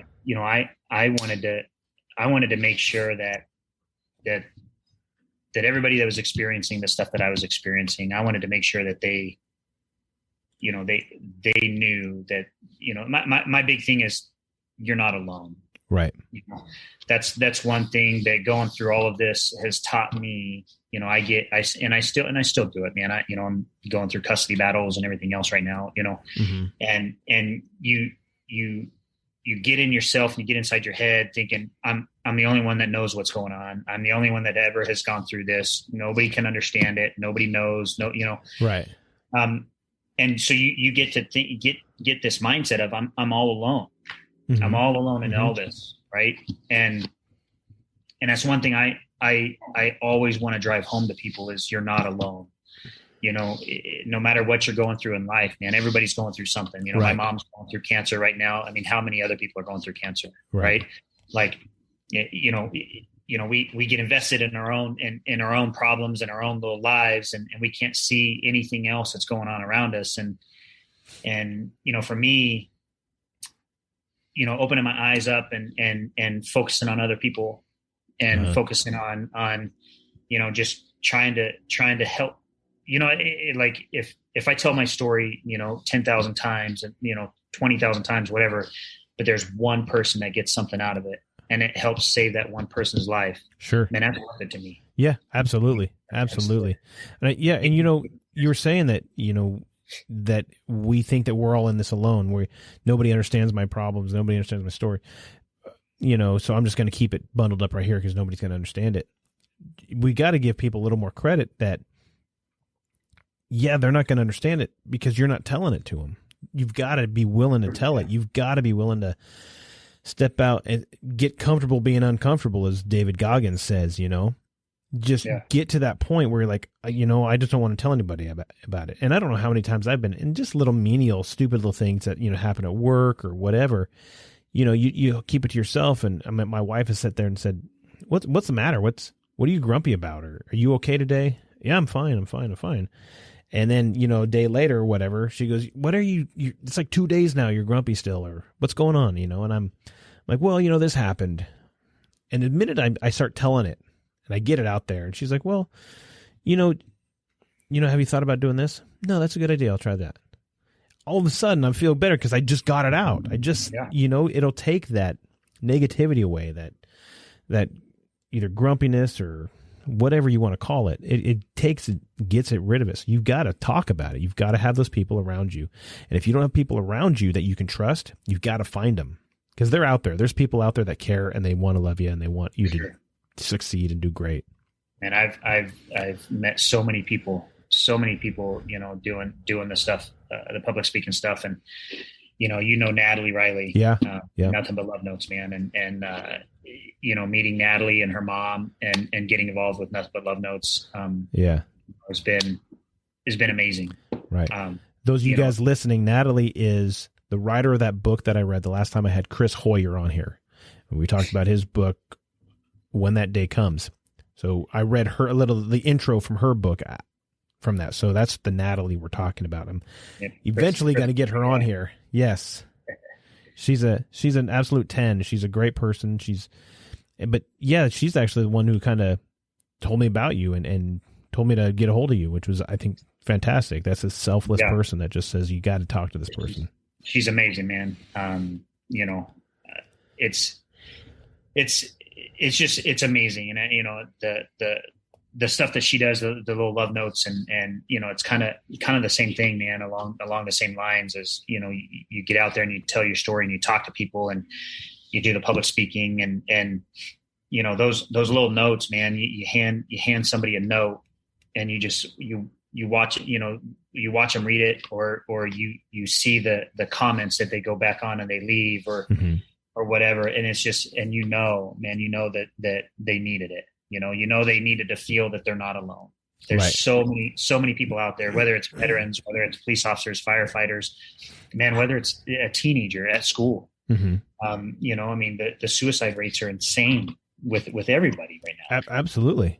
Because I think nobody's thinking about telling anybody, but we're also, I think we're making things sometimes I think we're really putting more into it than it needs to be. And what you need to do is realize, get that out of you and talk about it. And it's not going to be as big as your mind is saying it is. And for sure. You make problems so much worse, than they actually are. Right. And when you actually get to the problem and you actually start solving it, you're like, oh, that was pretty easy.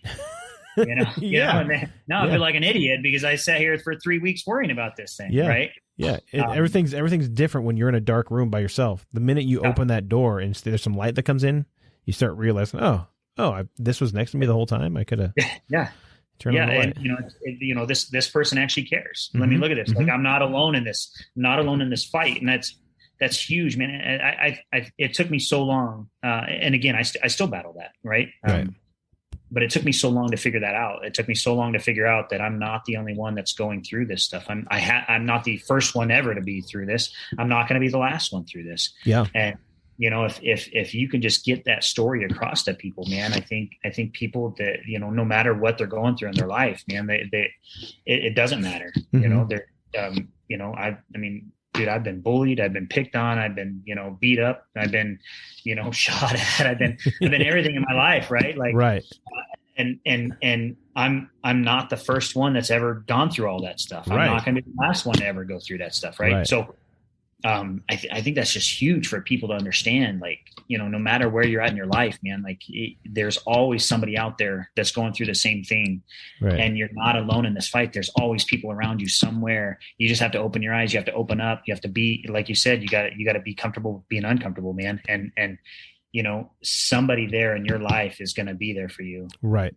And you may not even know them yet. You may not even know them yet. And you have to meet them, but you have to get out of your little comfort zone of wallowing on your couch watching reruns or Netflix or whatever. And you have to get out, go do, and then you're going to be amazed at the amount of people that just want to see you live, want to see you love life, want to see you succeed. Yeah, there's a lot of negative out there. There's a lot of horrible people out there, but there's still good. There's people out there that are not that way. They want to see you do great in life and see you succeed and do great things. When you're in that negative space, man, it's so easy to focus on the negative. It's so easy to, it's so easy to focus on all that negative stuff. And because that's what you're thinking. That's where your mind's at. Yeah. Oh, this person looked at me mean today. This person, whatever the case is, right. It's so easy. So, to be able to change your mind and change that tune just a little bit, and to be able to start looking at all the good stuff. Right. And sure, there's a lot of negative stuff out there in the world, man. I don't have social media, I don't have it for a reason. I don't want it. I don't want to see, I don't need it, man. You know what I mean? I don't need to be on there looking at all that's, it's all, it's all negativity. I mean, who knows if even half of it's true, right? Right. Like, you never know what's true anymore. That's like the news, there's people that, there's people that I know that watch the news just religiously. They'll watch 6 hours of news a day. And they're well informed. I get that. But there's that level where They know so much, and then you say, well, I don't really watch the news. Well, how do you not watch the news? Oh, my gosh, didn't you hear about this thing? And my thinking is, if there's a volcano that's going off somewhere, that's probably the only reason I would need to watch the news. But if there's a volcano going off, somebody's going to tell me about this volcano, you know? But otherwise, they're just putting this stuff out there so one, they can keep the divide going. And this is my thoughts anyways. They keep that divide going. They just pump it so they can get some revenue. There's an agenda out there that they're trying to sell. That's it. And there's no point to it. You'll see the headlines. The headlines will come across whatever, because we all look at the internet at some point.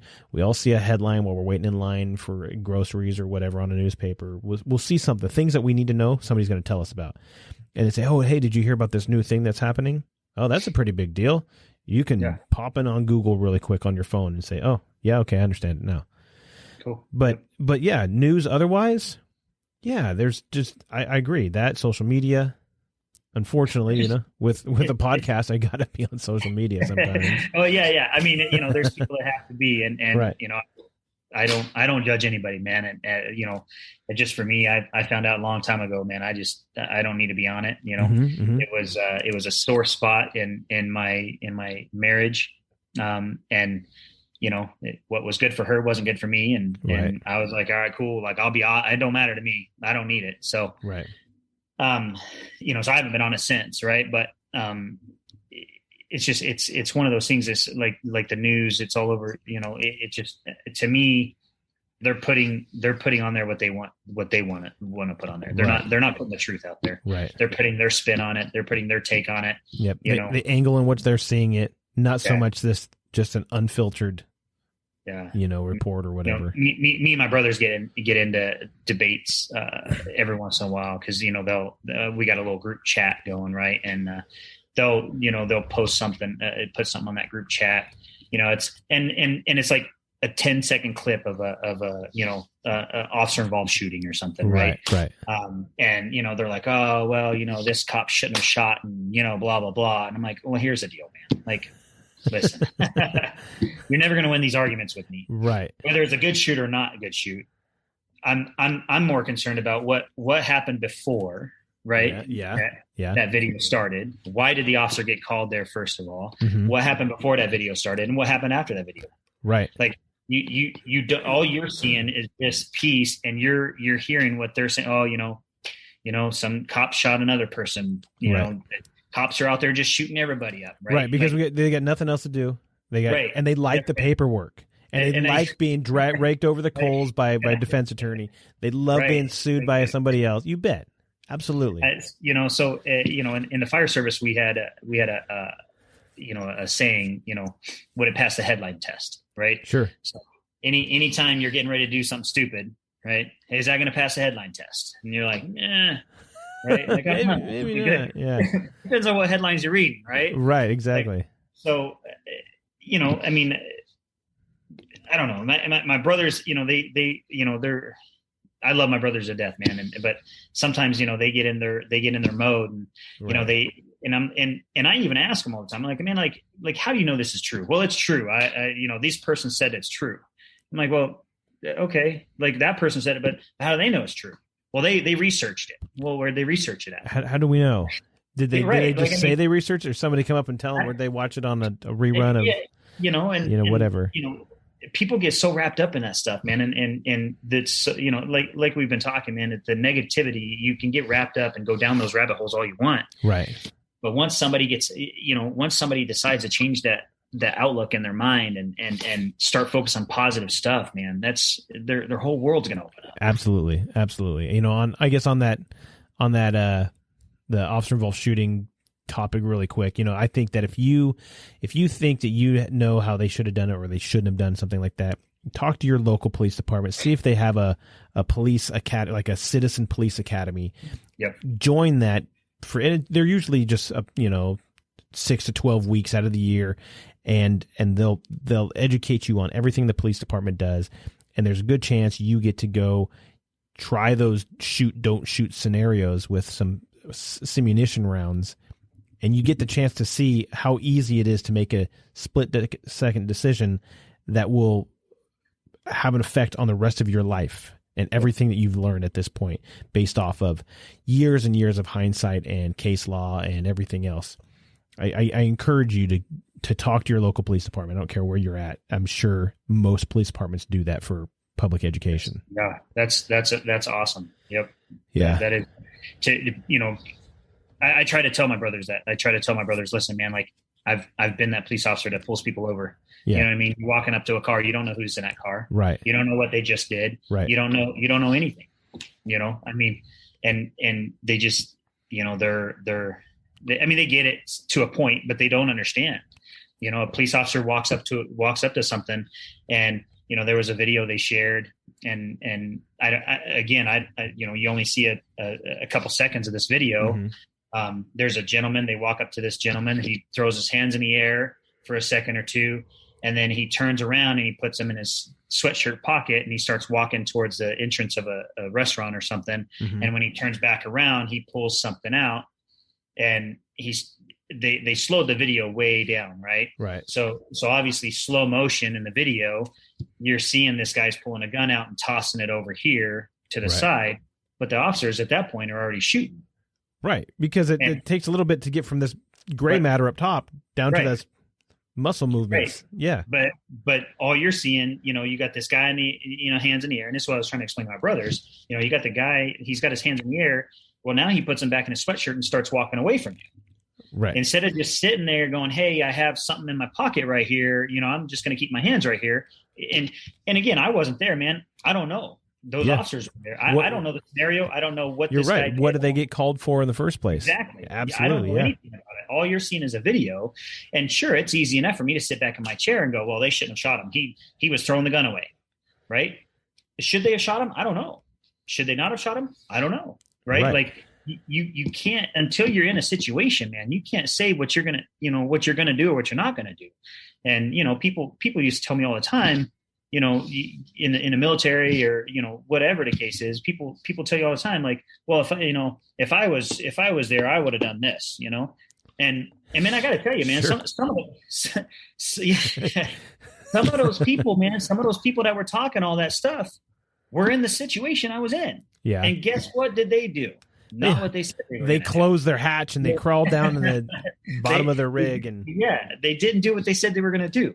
Right. So, when somebody starts telling me, man, like, oh, well, if that was me, I would have done. I'm like, no, please just don't finish that sentence. You don't know unless you're there. To be honest with you, I mean, we'd all like to think that we're going to be the superhero, that we're going to freaking go save the day, run inside a burning building and save babies and all this different stuff. But when it comes down to it, you don't know until you're there and you're actually doing it. And until you're actually in the situation, until it's actually happening, you have no clue what you're going to do. Right. That's why they give awards. They give that thing afterwards. They don't give them to you beforehand. Hey, you said you're going to do it. Here's your bronze star. Here's your Medal of Honor here, bro, because you said you were going to go, go beat the war. Thanks, man. Yeah. So I don't know. So I guess getting back, we kind of got off topic a little bit. That's all right though. That's cool. So, but you're because of all that attention that with Debbie, is that correct? Debbie, yep. She was able to help you get, therapists and talk to people and really, really flay open your feelings and open yourself up and get all this stuff out. So you're not just welling on this all the time. You're not going out and doing stuff with it. Yeah. Yeah. So, I mean, it took me a little while to open up and talk, right? Even when like right after that, I went to the therapists and, they talk and, oh, my feelings this, my feelings that. And nobody likes talking about their feelings, man. And, as guys, we're like, yeah, we're stone wall, right? Right. But it took me a little while, man. And when the therapist pushed too much and tried to get too in depth, I would shut down. Be like, all right, I'm done. Right. Right. So it took a long time, man. It took a long time for me to, what kind of helped me again was starting to do the public speaking, and that kind of started helping me open up. And because as I'm telling my story, you look out across the crowd and man, you see everybody's just like in awe. And I don't mean like in awe, like, oh my gosh, you're amazing. Right. But just in awe, like, holy cow, like stuff like this actually happens. And you see veterans sitting out there going, and you can read them, you can see in their eyes, man, and exactly what they're going through. Right. They're going through the same thing you're going through. Mm-hmm. And you do these public speaking events, and you have these people that you don't even know coming up, tears filled their eyes, man. And they're just grabbing you and hugging you and, thank you, thank you, thank you. And they don't even have to talk half the time because you already know what they're going through. Right. And they're unloading everything on you at that point in time. And they've realized, right. They've realized that they're not alone in the battle. They're not alone in this fight, and they can do it. Right. If I can do it, they can do it. Right. And it's just amazing. And that's when you start getting that confidence, and you start building that confidence up that, what, I can do this. My mindset has always been like, I don't like suicide, man. And I don't know that anybody likes suicide. Right. No, I can imagine. No. But I guess to me, in my mind, and this is, no offense to anybody at all. I've had buddies commit suicide. But in my mind, to me, suicide is a quitter's way out.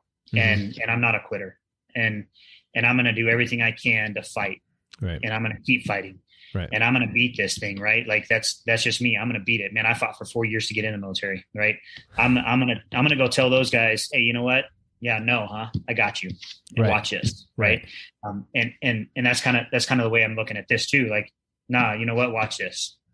I got this. Right. And I'm going to fight, man. And I'm going to do anything and everything I can not to give up and not to let it beat me. And so I've put myself in situations, I've gone out to the mall at Christmas time and made sure that I'm putting myself in those uncomfortable situations for me, to try and get through stuff.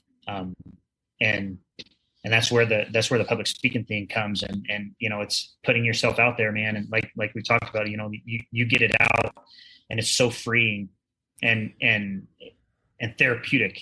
And, and I think that's probably helped me more than any therapy has, honestly. Right. Being able to go out and share my story and talk to other veterans and talk to people and again, like even talking to people that have never been in the military, they're going through stuff too. Yeah. Yeah. You know what I mean? Like it's not, they're not, people that don't have lives and don't have feelings and don't have stuff that happens to them. They're going through stuff, they're going through stuff in their lives. Yeah. And everybody's got something. You got your personal life, you got your professional life, you got finances, you got people coming at you. Hey, we need you to do this. And, expectations and, hey, you said you're going to do this, and now you're feeling like a loser because you can't keep up with your promises or whatever the case is. Yeah. You've got 100 million different things just coming at you, and you're trying to just hold on by a thread to all this stuff and not blow your top. Yeah. It's crazy. So even if I can tell my story to and it might inspire them, it might help them to understand that, and what I don't like, and I don't think, obviously people don't do it on purpose. Right. But when people are like, oh, well, you've been in the military and you've been to war, and that's way worse than anything I've ever done. I've only, had my girlfriend kill herself right next to me. Right. Right. Like whatever the case is. Right. And it's like, well, no. Like, I don't compare anything. I just because I was in Iraq doesn't mean my story's way worse or whatever. And you've seen it all. Right. Yeah. It doesn't mean anything like that. Right. Sure. Yeah. Again, we've said it before. Somebody, there can be 10 people in a situation, and everybody's going to take something different out of that situation. Right. Car accidents are traumatic. Mm-hmm. Some people get in a car accident and they're so like traumatized, they have PTSD from that. Yeah. Right. Yeah. People don't understand, like, PTSD isn't just for veterans or just for law enforcement or just for firefighters. PTSD it's post-traumatic stress disorder. It's any kind of trauma you suffer in your life. I mean, somebody could have been molested, their whole childhood. Oh man. They have PTSD. You know what I mean? Absolutely. And everybody deals with it differently. But exactly. What it is if you can look at the brain and you're going to see, you know, a little cut here, a little scratch here, a little, you know, and that's what it is. It's just once you start getting enough of those, you're starting to rewire your brain, which is why there's, you know, behavioral issues, especially little kids who've been, say, molested or whatever. Yeah. That's why they have, you know, they're torturing cats and doing things like that. That's not a normal behavior. That's because something got rewired in there. Yep. And the same thing, that's what you're saying, traumatic brain injury or traumatic brain disorder. It's not the same order in which it was. It's disjointed, which is now why it's going a different route. It's just like a, you know, let's say a side bend of a river. River goes one way and then somebody digs out a side. Now there's another route for it. It's disjointed. And now, you know, that's the same thing that your brain does. It has just different pathways. And so now things are rewired, and that's why people behave just a little bit differently, because things are just, they've been rewired a little bit. Yeah. You know, I've recently been, learning a lot of different things. One of them, EMDR. I don't know if you know what EMDR is. I'm familiar with it. I can't say that it's an eye motion something. I don't remember exactly what it's. EMDR, eye motion something. But basically, it's like it's one of the best things they have found for PTSD in people, and I don't know that the VA is even offering it yet. If they even will, I have no clue. But man, it's you know, you were talking about the brain and how the brain gets rewired and everything like that. Mm-hmm. And that's what this does. This basically takes like all that trauma and stuff that's stuck in that frontal lobe or wherever it's stuck at. Right. And it builds new pathways. Oh, it's eye movement desensitization and reprocessing therapy. Yep, and I was talking about Trevor Wilkins earlier, and I recall now that he said that he does that specifically for some of his clients and stuff like that. Yeah, amazing. It's amazing. Right. I ended up doing it, and wow. Right. It's crazy. And I've heard a ton of good from it, that it really does the person good to actually go through it and stuff like that. I've been offered all kinds of different, you know, therapies, all kinds of, this will work for sure, and this will work for sure, and this will work for sure, right? Mm-hmm. And you know, none of them, right? Nothing works for sure, right? And when I first heard about this a couple years ago, I was like, all right, it's another little hocus pocus voodoo magic trick that, you know, some doctor's making a bunch of money on that doesn't work. Right. Right. I mean, that's just what it is. Right. A buddy of mine did it, and man, he swore by it. You know, he was having some issues with a few different traffic accidents that involved kids, and oh man, you know, the pediatric calls are the worst calls to ever go on. Mm-hmm. And so he went and did this EMDR and worked on those things, and he's like, man, they're like distant memories. He's like, man, I sleep at night. He says, I don't, you know, they're not right there all the time, every day anymore. Right. And, you know, he kept telling me, man, you got to go, you got to do it. You got to do it. You got to do it. And, you know, I kept telling, you know, making the excuses, right? We always make excuses on why we can't do something, why something can't happen or whatever the case is. Right. And finally I was like, you know what? I got to try it. I got to, you know, I'm at that point where, you know, I don't sleep at night. I got my service dog that wakes me up from my nightmares and stuff, right? Like all that stuff. And so, my man, to be able to get a good night's sleep again and not have all this stuff would be amazing. That's cool. So, yeah. So I went and I did it, man. And I was frustrated because, you know, it took a few weeks, to even like do because, you know, they put a little red dot on their finger and they kind of like have you follow and it's this thing. Right. But before you get to that point, you know, my therapist was like, all right, well, you know, we're going to spend a few weeks and we're going to kind of rehash this stuff, like open all the boxes basically. Right. Right. Like, yeah. We're going to unpack everything. Unpack all this luggage. Yeah. And man, I got to tell you, man, I was spiraling when that was happening, man. It was just, you know, you go so long with pushing everything down and pushing it down and pushing it down, not dealing with it. Right. Right. And then to have someone come along and be like, all right, let's clean the closet out. Let's get it all out and let's unpack it and see what you got. We don't want to go in there. That's not such a good place. That's not a good box open. That's not open now. Right. But here it is. It's opened. And it just, I mean, it brings everything back, and it's so crazy. But then to actually go through and have the actual EMDR stuff done, and then like you walk out of there going, what, huh? Like you don't even like, I used to be able to tell you in detail, and I used to be able to tell you all the little details of things and how it smelled and how I could feel it. You know what I mean? Like I was reliving it every day. And then after that happened, man, it was like, she's trying to ask me to recall some details and things. And I'm like, I can't. I don't remember. Yeah. Yeah. Which had to be kind of nice. It was freeing. I can move on. I don't have to hang on to that thing. I came home and I slept like a baby for the first time, and I couldn't tell you how long, man. And I'm telling you, man, for all the people listening or whatever, man, EMDR, man, if you can get in and get it done, it's life changing, man. Right, for sure. Right. That's awesome, man. So now you're sharing all that information with other folks now. Yeah. You're trying to share that and help by doing, like you said, public speaking.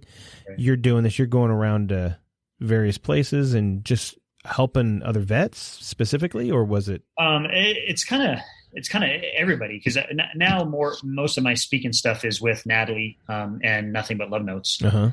And so I've been kind of helping get stuff organized with them and get us different events organized, and so it's just kind of I've been focusing a lot on that aspect of it. So, excuse me. But it's just kind of sharing the story and telling what, kind of what those notes mean to me, but also, just getting the story out there, man, and getting people to understand that you're not alone, and right. There's a way to get through it, and there's people that out there that care about you and that love you and that have your back and that want to see you succeed. Right. And there are people out there that want to do that. It's weird because you sit there. One of the questions I was going to ask, is where does this desire to, serve other people, do things for other people, where does that come from? Like the whole idea of you getting up on your gun and taking care of business when other people were, hunkering down. Where does this come from for you? But it appears to me that you've kind of answered that before I got a chance to ask it, because it's, you're just growing up as a human. You're growing up as a kid. You're growing up. You're doing all these different things. You're like, hey, I don't want to lose my mom, so I'm going to give her my kidney. I'm going to do all this different stuff. I'm going to give, because it's obviously a good thing to do. And then I'm just going to get up. I'm just going to go do my job. I know my job is to do this thing, and that's what I know to do, and I'm going to get it done. It's not like it was some kind of, you were in this thing was instilled. You actually had to learn this whole idea that, if I want people to depend on me, or if I want to depend on other people, and I need them to know that they can depend on me. Right. But then as you're going through this and you started seeing your own trauma and your own heartbreak and your own struggles, you realize, oh my gosh, there's so much value here. Now I know how to do it, and I know how bad I was. I know there's other people like this, and I can share how to do it. It's not going to cost me anything. It's not going to take away anything of mine, but they can now be free as well. I'm guessing that's the similar idea, correct? Yeah. Yeah. I mean, growing up, we didn't have a whole lot of money, man. There was months and months on end where we ate beans and rice for every meal, breakfast, lunch, dinner, I always got hand-me-down clothes, which, and I'm not complaining about that at all, man. My dad worked his butt off to provide for us and to make sure that we had a roof over our head and food on the table. Right. I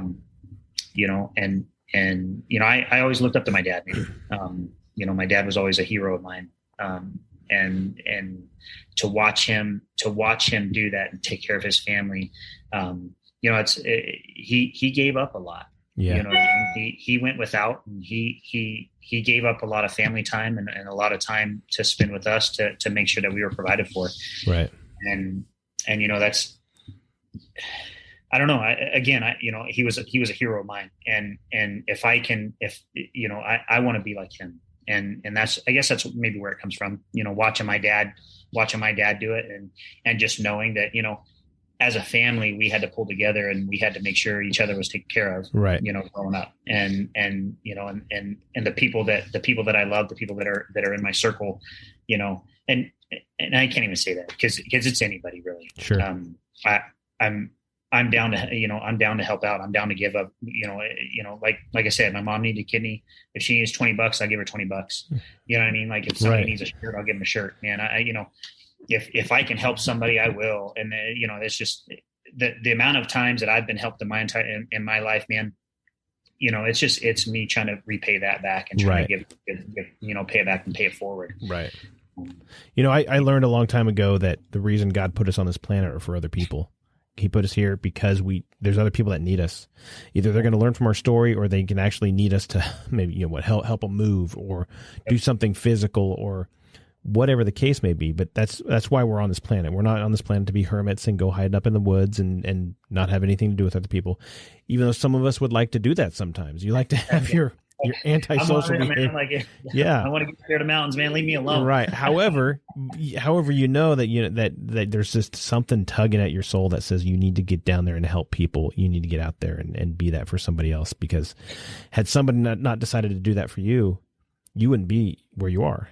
If somebody decided that you're important enough to make a phone call to, or read a note, or say the right words to you, you wouldn't be where you are. You'd be, if you were just that one doctor that said, here, take these pills and call it a day, you'll be fine. Just, get out of my office. I'm PCS. And that if somebody didn't decide to pick up that slack, where would you be today? And that's, you can ask that. Anybody can ask that question. If somebody didn't decide to at one point speak into your life or be positive to you, be nice, just ask you how you're doing, all that stuff like that, where would you be? And the same thing applies. Where would somebody else be had you not done that in theirs? So we always got to remember that, man. That's so cool. I know for a fact, and I could put money on it. And if that day hadn't come and Debbie hadn't done that, and my brothers and my family hadn't been there to support me, right, and going through all that, I'd be dead. Yeah, I know for a fact I would be. Right. So where can people get a hold of you? How can they get a hold of, have you come and speak to them? How do people get more of this awesome stuff that you're putting out? Email me, I guess. I don't know. Because I know you're not social media.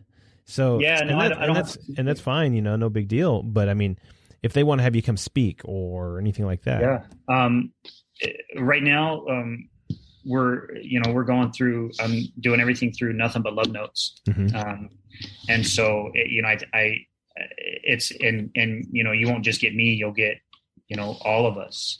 There's the people that are involved with this, man, Chris Hoyer, Natalie, there's, a couple other guys that are involved in this, that, man, their stories are I think more amazing than mine. Right. And so I think, Nothing But Love Notes. I know they're on social media, and I'm not really sure how to look them up. You can Google or Bing Nothing But Love Notes, and you're going to be, you're going to find any one of those. You can probably find Natalie's book, but either way, that if you want to get a hold of Natalie and she can get a hold of you, but what is your email if people want to email you? So my email is going to be my last name of Thompson, THOMPSON, dot my first name, Jeremiah, JEREMIAH, and middle initial D as in Delta, at gmail.com. So Thompson.JeremiahD@gmail.com. Yeah. It's easy for people just to get a hold of you that way, and they can, hey man, I got a question about this. Hey, I've got some PTSD. How do I go through that? And if you're listening to this and somebody, a veteran that doesn't want, and you want to make it, you don't like the face to face, or you want to just get a hold of somebody that has been in the business before, but you're not ready to completely bare your whole soul to a therapist or whatever, shoot, man, I'm assuming JD here will chew your ear off and let you chew his on, and just tell your story and be there to have someone listen for you, right? I've done it for many, many people, man. I've had people approach me, hey, my brother's been to, war and been in the military, and, he's got a lot of PTSD going on, can I have him reach out to you, or would you reach out to him? And, yeah. I've gone down and sat down and had a piece of pie with complete strangers and, sat there for 3, 4, or 5 hours just talking. Yeah. And sometimes that's all you got to do, just to know that somebody else cares, and is willing to let you just give a piece of their life so you can just get this off your chest, because that's what you need to do. And you can help them point them in some good directions, get EMDR or whatever the case is. A lot of good resources we can connect for sure. Absolutely. So, and I just find it fascinating that you're willing to do that. You're doing that. You're working with some great people, and I'm just stoked that you were able to come on here and talk with everybody here and go through that. And I couldn't thank you enough for doing so. No, man, it was an honor. I appreciate it, man. It's very humbling experience to be able to do this, man. It really is. That's cool. Cool. I'm glad we were able to make it happen. So everybody that's listening, if you want to kind of join the conversation, you can get a hold of us. Obviously, we're on all social media. We're on Twitter. We're on Instagram. We're on Facebook. We're on, what's another one? Oh, I'm on LinkedIn. I don't have any Chapsnat. I know I just called it Chapsnat. I know it's Snapchat, but I don't care, and that shows how much I use Chapsnat. Nevertheless, you can find us on all those social medias, and you can find us on the What's a Hero podcast.buzzsprout.com. That has all of our previous episodes on it, plus links to your favorite podcast platform in which you can download every episode, and you can be ready to have that at your whim. So when people say, hey, what's this podcast that you listen to all the time? You can pop it in right there. Even if you don't have service, you can be on an airplane getting ready to go listen to JD Thompson speak. And he's, say he's speaking at the Forum at some giant city, and you had to go fly there to see him. You can have this podcast on your phone because you downloaded it. Go listen to it and share it with your friends, and it's awesome that way. It helps us, and it's fantastic knowing that people are listening and all that stuff like that. So, I also want to thank all of our teachers, our nurses, our first responders, EMTs, firefighters. You guys make the difference in the world that we live in. Without you, we wouldn't have the world that we do, the America that we do have. Police officers, and that includes Border Patrol and federal agents and Secret Service, all you guys that do the job, that keep us safe so we can continue to live the life we have. Thank you so much. We appreciate everything you do, and our veterans. Without you guys, we honestly wouldn't have the country that we have. So you guys on the front line that are putting it out there every single day, getting after it, making sure that we are the best country in the world. I know I have some awesome folks in other countries. Unfortunately, fortunately, I live in America, and this is the place that I love. So nevertheless, thank you to our soldiers, our Marines, our sailors, and our airmen out there that are doing the job, keeping us safe and keeping us America. So keep it up. We love you. So JD, you got any final words for everybody else out there that you can just say, hey?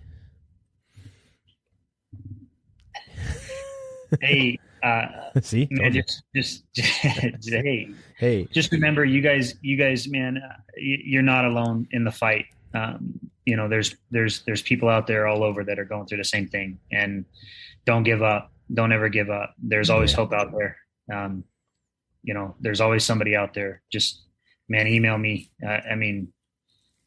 Reach out to somebody. Yeah, just absolutely. Don't give up. And if you know somebody that's struggling, and maybe you forget his email or whatever, you can get a hold of me. I can point you in his direction. Absolutely. But if you know someone that's struggling, man, encourage them to talk, get it off their chest, encourage them to move past, and not just get over it. It's not, we know it's not that easy. It is, there is work, but you've got to encourage them to be willing to talk it out and open up. So Man, thank you so much, like I said, for coming on. It's been an absolute pleasure. It's been an honor having you here. You are, if you guys don't know, he does have Superman on his Zoom name, and I'm assuming he didn't write that, but you know what? It matches, and I'm proud to have you on here. This is awesome. I appreciate it. Thank you so much. I appreciate everything. Thank you. You bet. So everybody else, for JD Thompson, I have been Ken Fraunfelter, and this has been the What's a Hero podcast. We are clear.